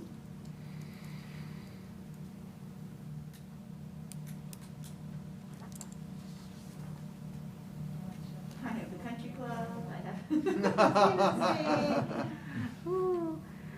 Okay, so this license is from I have 2020's license, and 2020, so, and I'm assuming 2021 is probably the same one?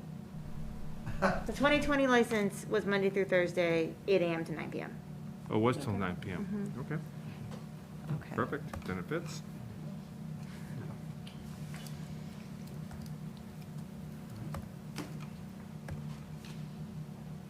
Okay, so the next one, so we're all set with that one, okay.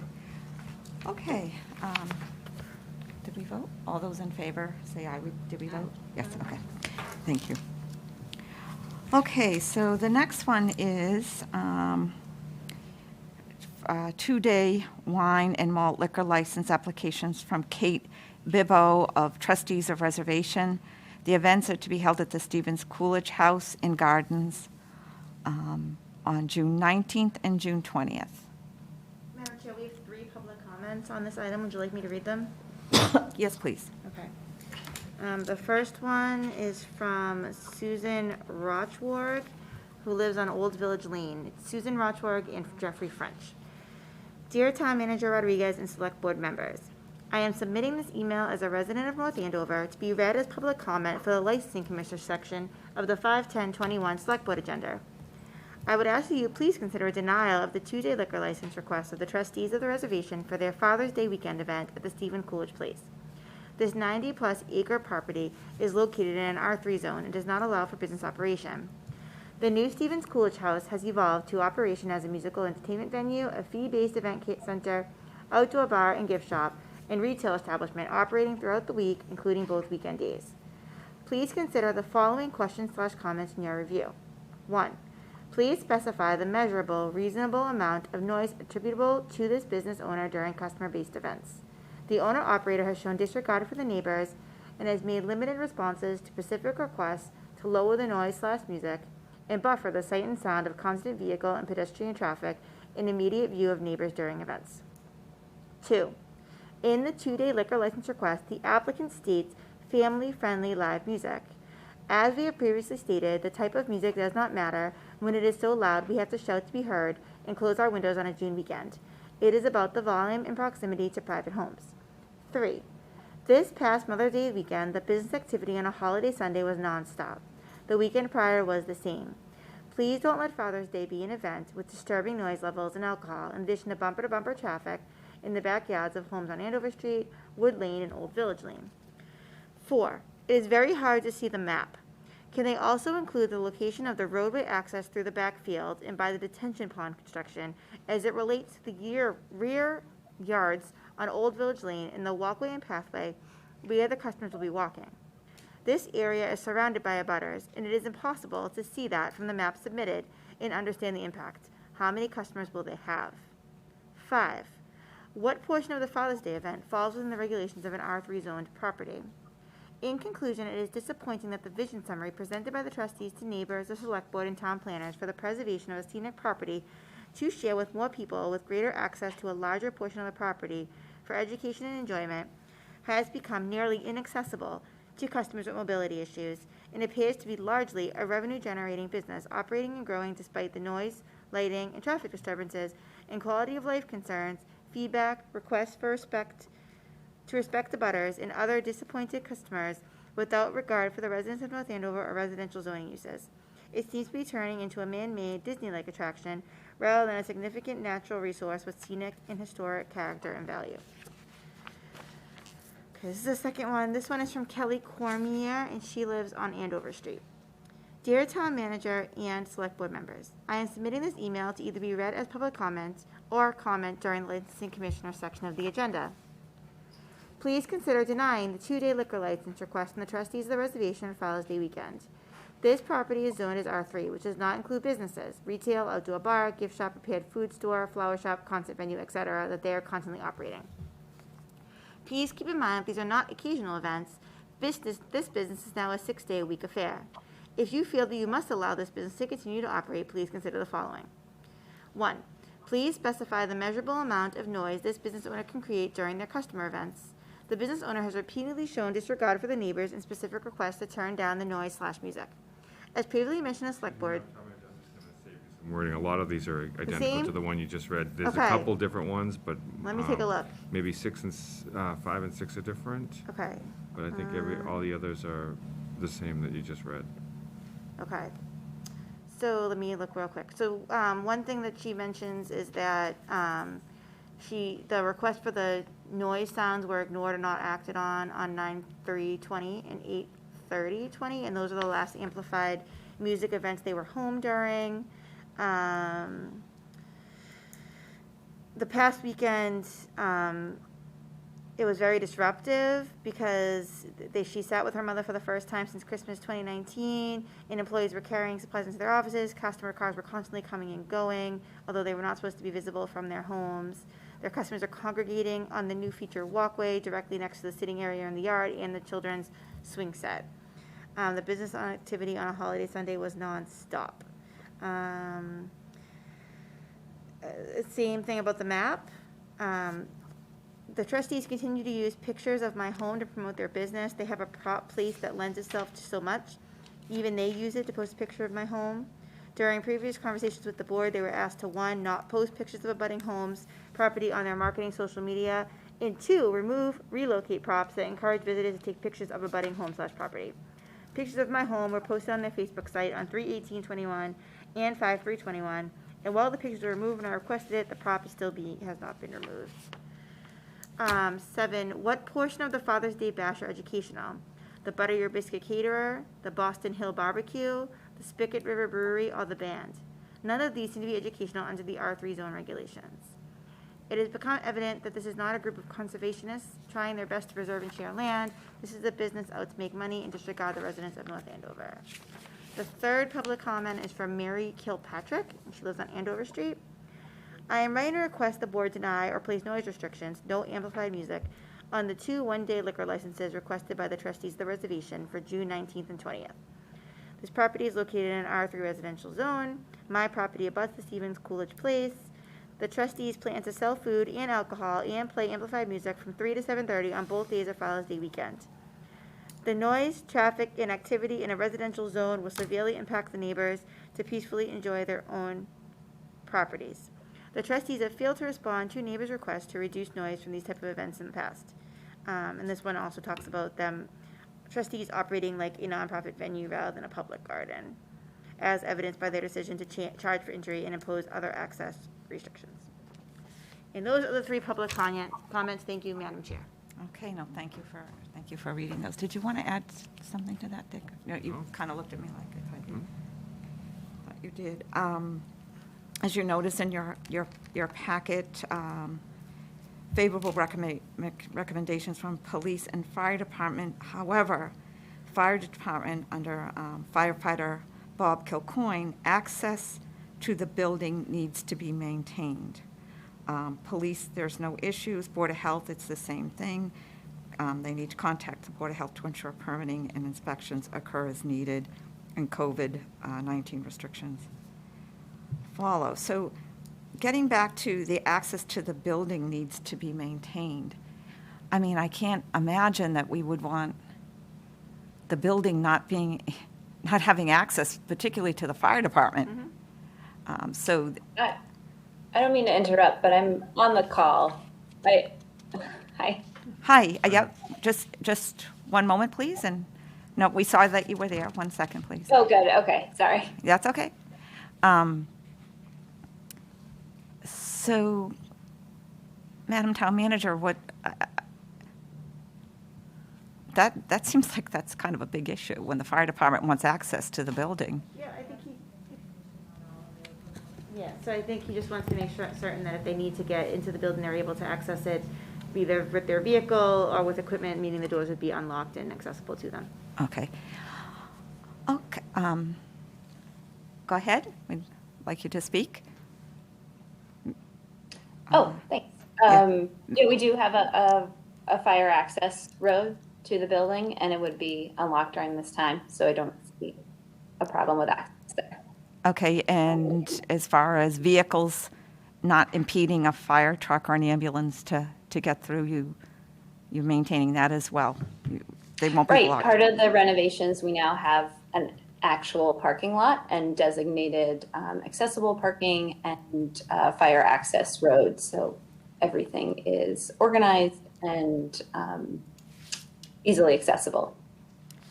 So let's speak to the entertainment a little bit. Now that you have that access coming off of 125, I mean, I would certainly hope that you would hear the concerns of these neighbors and, at the very least, direct the amplification of the music, at least probably towards 125, versus into the neighborhoods. The entertainment license does have conditions, and I'm sure that Kate does know that. So the first one is that the licensee must move the stage away from the neighborhood to the new event lawn of Hemlock Lawn, with the stage facing southeast towards 115 Andover Street.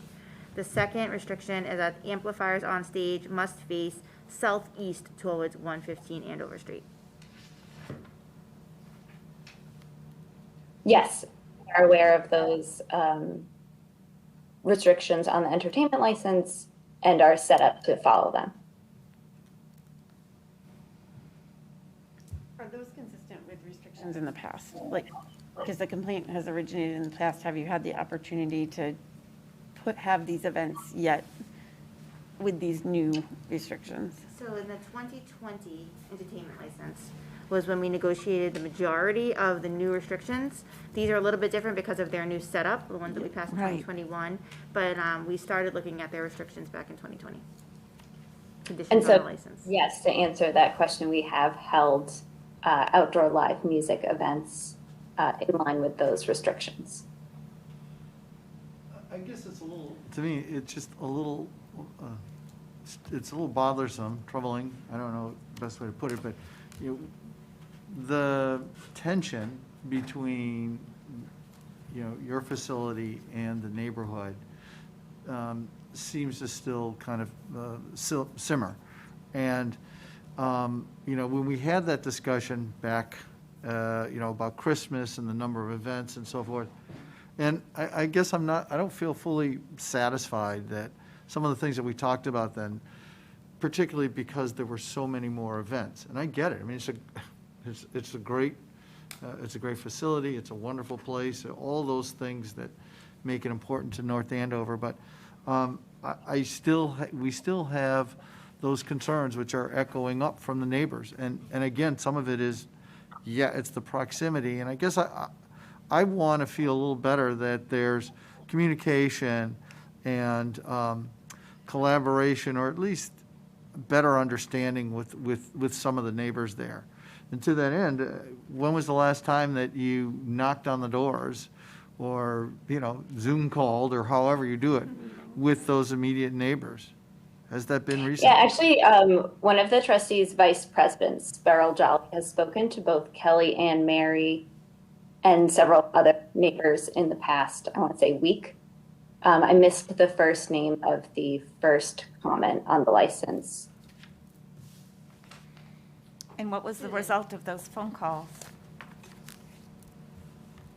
I wasn't present for them, so I don't want to speak on them, if that's all right, but I'm happy to follow up with details. You know, following up on what Chris has said, I've received several phone calls, and I'll tell you, the Trust for Reservation is a fine organization, but I sometimes think that you're getting away from your mission of making these places fun and accessible for regular folks. You've now restricted townspeople from touring the gardens, which was something that they enjoyed to do without paying a pretty high fee for a family. And I thought that, the mission was to make your properties available for people who can't necessarily afford those types of things. I also have heard complaints where trees have been taken down, opening up in some spots, and other screening was made available in others. And I mean, porta-johns being put towards the back of people's, near people's property. It's just, there seems to be a real disconnect on how to be a good neighbor. And it's not just once in a while. We're hearing this a lot now. So it is very troubling. There needs to be, as Chris said, better communication, but along with that, there needs to be action. You are right smack in the middle of action. Oh, sorry, go ahead. Well, you're right smack in the middle of a residential area. You do have a lovely property, and the woman who donated it many years ago did so that people could enjoy it. But we're very concerned that you're really starting to take a turn that is just... Yeah, I'm happy to answer those, it seemed like 3 points that you made. Fair enough. So I feel like it's an ongoing, bigger conversation that has been occurring over the last, couple years, and then more heavily the few past months. But to speak to accessibility, that's one of the major points of the expansion, is making the property physically accessible to guests, as well as bilingual signage. We'll now be participating in the EBT Card to Culture program, as well as free passes at our local libraries. So accessibility will increase. It might be an additional step for North Andover residents to start with. If anyone has attended the gardens recently, there's just been an overwhelming but positive interest in visitation. And so to stay in line with COVID mandates, we are requesting people pre-register their visits, which seems to not be received well by the community, but isn't permanent.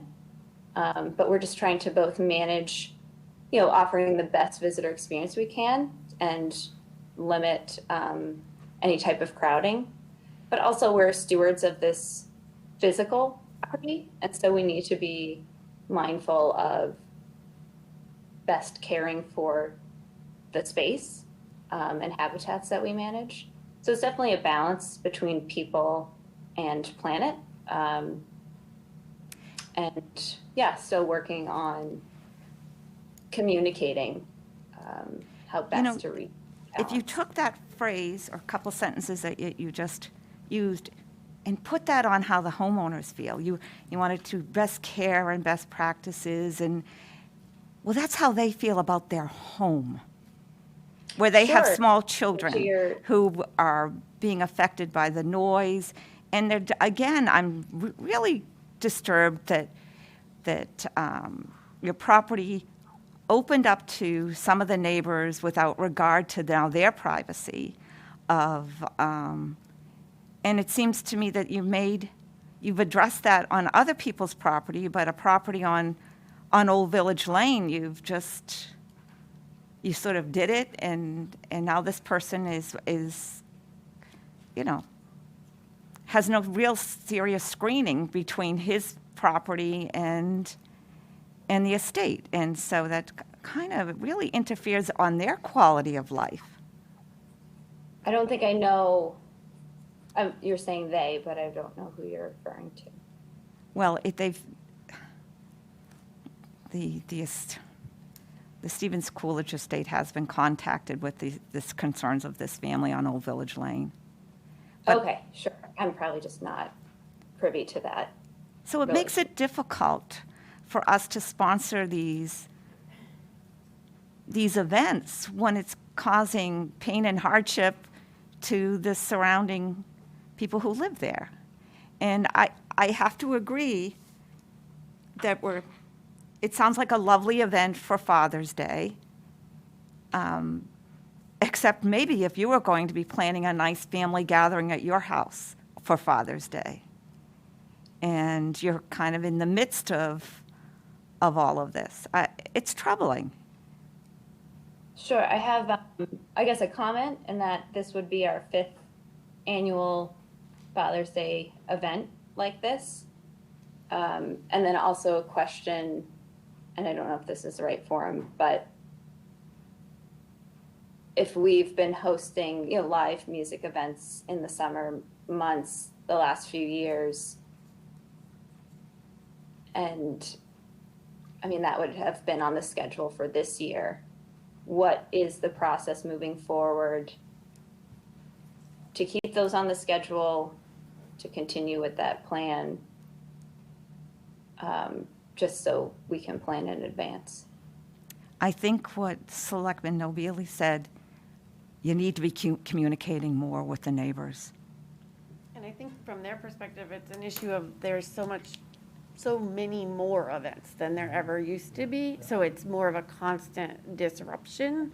And that's just volume of people visiting the beautiful estate on any given day, but also these events. So I would really urge you to find a way to meet with the neighbors and talk to them and, try to be good neighbors by coming to some consensus about how all of these things can be, everybody can be happy with this. So limiting the number, limiting the hours. I don't know necessarily what the answer is, but I do know that it will require all of you coming together to talk about it and figure it out.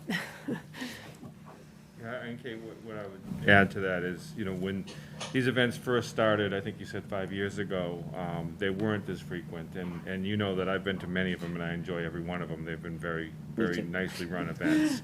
And, but I think the frequency has gotten to a point where it is becoming a burden on the neighbors, and I think, as Selectman Nobile said, and Selectman Smedili said, it's really about communicating with the neighbors and staying in contact with the neighbors and making sure, listening to their concerns and adjusting. And I know you moved the band to the other side at one point. You've done other things, but I think, for us to have to sit here, frequently and vote on these licenses but know that we've always got neighbors that are not happy with this, it becomes a burden.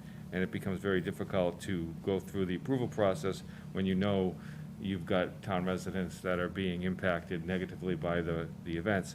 So I think really communicating with those neighbors and ensuring that you're all on the same page and listening to them and whatever you can do to help them. I mean, we heard that, on Mother's Day, there was, walking through the yard, your guests are also walking, close proximity to the neighbor's yard. And there's that's an awkwardness, I guess, that, I know if I was sitting in my yard, I wouldn't, appreciate people walking through constantly or walking by. So there's got to be some things that can be done to help them and to alleviate some of these issues. But I think just going forward, we want to, have that reach out so that we can ensure, that we've got neighbors that are not going to be upset every time, you're applying for a license. Or cutting Sure. down, or And I cutting think down it- the screening that affects their privacy. So on another question, I don't know the answer. So with the new, I'd like excuse to me, let me comment on finish. that, just because Let you've me- let noted me- it twice about Excuse screening. me? Let me I finish. just wanted to answer that comment because you've mentioned it twice about screening, but that Well, was why definitely don't a you go conscious ahead then? effort I'll let you answer that the was question. made. So I just wanted to answer that. Yes, you've made that there's- clear. I will allow you to Three answer the levels. question. Go ahead. I was just going to say, we have put in a lot of new screening around some of the neighboring properties. So there's several layers there just because that is definitely something we want to be cognizant of. that close proximity that you've mentioned. So I do want to make sure like that's noted. It's not something that's gone unheard. Except for one neighbor who apparently it has gone unheard up until this time. And the second question that I had for you, which ties into the first one, but you were insistent on giving me the answer, is what about the cars parking with the headlights? Will those be facing into people's property, backyards, and their... Oh, yeah. So the parking spaces are faced towards our meadows and not people's yards. That's a great point. That would be disruptive for sure. So there'll be no parking in close proximity to the houses. Is that what you're saying? I guess. You're saying they're going to be facing the meadows, but the headlights wouldn't be facing. well, the rear lights would and the car doors would be slamming, but at night. Is that what you're saying? I mean, I guess people closing car doors would occur, yes. Yes, please. So obviously, we're in kind of a funny spot because we're considering a liquor license, and we're having a lot of conversation about the entertainment license, and perhaps some of the planning board decision, and so we're kind of in this multifaceted place right now. So one thing that I would recommend is that under your authority as a licensed commission, we can always do inspection of premises, and that it may make sense for us to have our inspectors go by not only the Father's Day event to make sure that we're in compliance with the entertainment license, but also do some other spot checking of events when we haven't already told you we're coming on Father's Day, so that we have that kind of ongoing compliance checks. I think that's important. We unfortunately do not have the equipment to do the noise wattage checks. DPH often does, and so I can reach out to them and see if there's any way that we could borrow one of their sound machines, and see if they will allow us to do that on our own, or I can ask them to come out during one of the loud live music events. But I think a good start would be making sure that we are complying with all of the conditions, right? And if these conditions aren't working, right, then that could give us the opportunity to revisit the license conditions as well. You know, in talking with Laurie earlier, you know, at one point way back, we did have Smollett Farms do its own noise study, right? And Exactly. then eventually install buffering at their own cost. And so that may be something that we need to explore here. But I think a good first start would be kind of getting a little bit more into this license. And so if that would please the board, I'll move forward with starting to kind of look at that. And I know that doesn't solve our immediate Father's Day issue, but at least it will give us an avenue to start having some response and enforcement if needed. Enforcement is definitely needed. I think that's really what the neighbors are saying. It's like, we've jawboned this a lot, but it doesn't seem to have gone anywhere, so I think that's a great solution. I think it's wonderful. I'd be okay with proceeding knowing that that's in the works. Katie, I just have a question for you. The event, it's on the new lawn that you guys have created. Is this your first event on that lawn? No, it wouldn't be. Last summer, we had other outdoor live music events on the lawn. And do the neighbors have a point of contact that they can reach out to? Somebody that's on they have our property? staff cell phone numbers. They do. They have some that are on property during the events? Yes. Okay. Yeah, I think it's just a matter of us finding a path of being good neighbors to each other and working together to, I think we can get there. We just need to work on it. I agree. We're on it. Make it a priority. Mm-hmm. Yep. Okay. Is there anything else? Anybody else? I'll entertain a motion. Move approval request of Kate Bibido of the trustees of the reservations for 2 one-day wine and malt licenses for Father's Day Bash on June 19th, 2021, and June 20th, 2021, from 3 to 7:30 PM, knowing that these other things are coming in place, per the town manager's description. I'll second that. Second that. And you should be aware that because of the entertainment license, we might have someone come by to inspect that you're following the rules of the entertainment license. And that's usually through the North Andover Police Department, just so that you're aware. Great, thank you. Okay. Any further discussions? All those in favor say aye. Aye.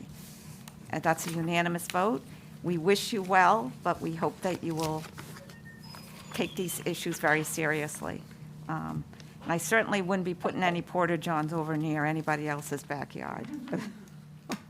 No, we've built 2 new accessible restrooms, so we are now more than capable to. So that, good, get the porta good to hear johns, that. So I think everyone will be happy with that. Well, you need to have them, I'm sure, but just rightly placed.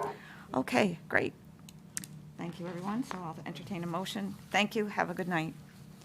Madam Chair, I Thank move you. that we close the meeting of the North Andover Licensing Commission. Second? We have a motion and a second. All those in favor say aye. Aye. That was licensing. And we are now out of licensing. No consent items, it looks like tonight. Just need the approval of our minutes from the open session of April 26, 2021. Everybody looked at them? Any changes? Mr. Chair, I'll move approval. Thank you. Second.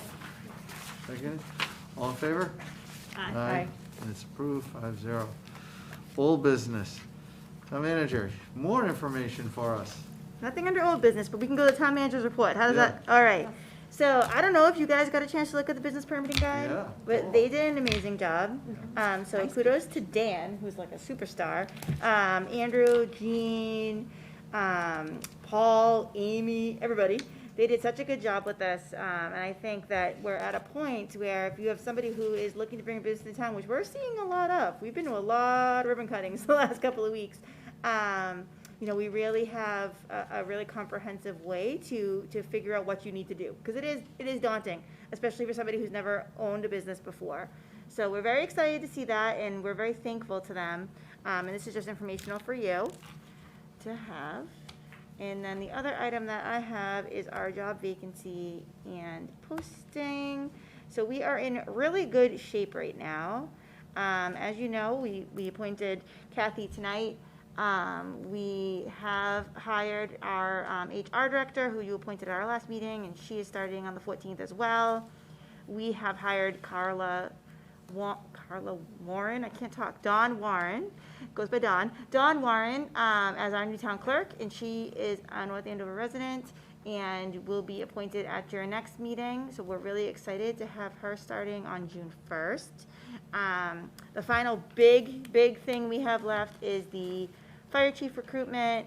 We have finished the assessment center. We had first interviews today, second interviews, whatever interviews we're on today with me and Dee. Next step will be to bring them to you on the 24th. We're hoping you might be willing to start a little bit early that night, just so because we're going to want to try to give you enough time to do those interviews. Dee and I will start working on some questions. If you have in particular interests that you want to send over to me that we can put into the questions, I'm happy to do that. There's 2 candidates going forward. One is Deputy Chief Graham Rowe, and the other one is Lieutenant John Weir. So they are looking forward to meeting with all of you. I'm Okay. sorry, I couldn't hear the second one. It is Lieutenant John Weir. So, 2 great candidates. It was a fabulous assessment center. We were really impressed with all the talent, and they're looking forward to meeting with you. We put them through the ringer today with a 2-hour interview each. So Wow. they'll be ready and prepared, and you'll get a comprehensive package describing both of the candidates. That's exciting. Okay. We're excited too. Once we get this one done, we're like, no one's allowed to leave. Sure. We need a break. Yeah. But it's very exciting, so. Great. And the only other thing we're really hiring for right now is seasonal laborers, so people who want to do summer DPW work, please encourage them to apply, because those are actually pretty tough to fill. And we are currently working to hire an assistant town accountant, because as you know, we promoted Kim at one of our last meetings. What was the second one? Assistant town accountant. Assistant, okay. And you having trouble filling the, Seasonal laborers, we always do. really? I thought those. Are you paying an hour? I don't remember what we're paying an hour. Do you? old do they need to be? That was gonna. Is it 13 and they have to be 18? 18? Yeah, because they drive. Problem is that you can work at Whole Foods for $18 an hour, and so, you know, it's sometimes hard for us to attract people.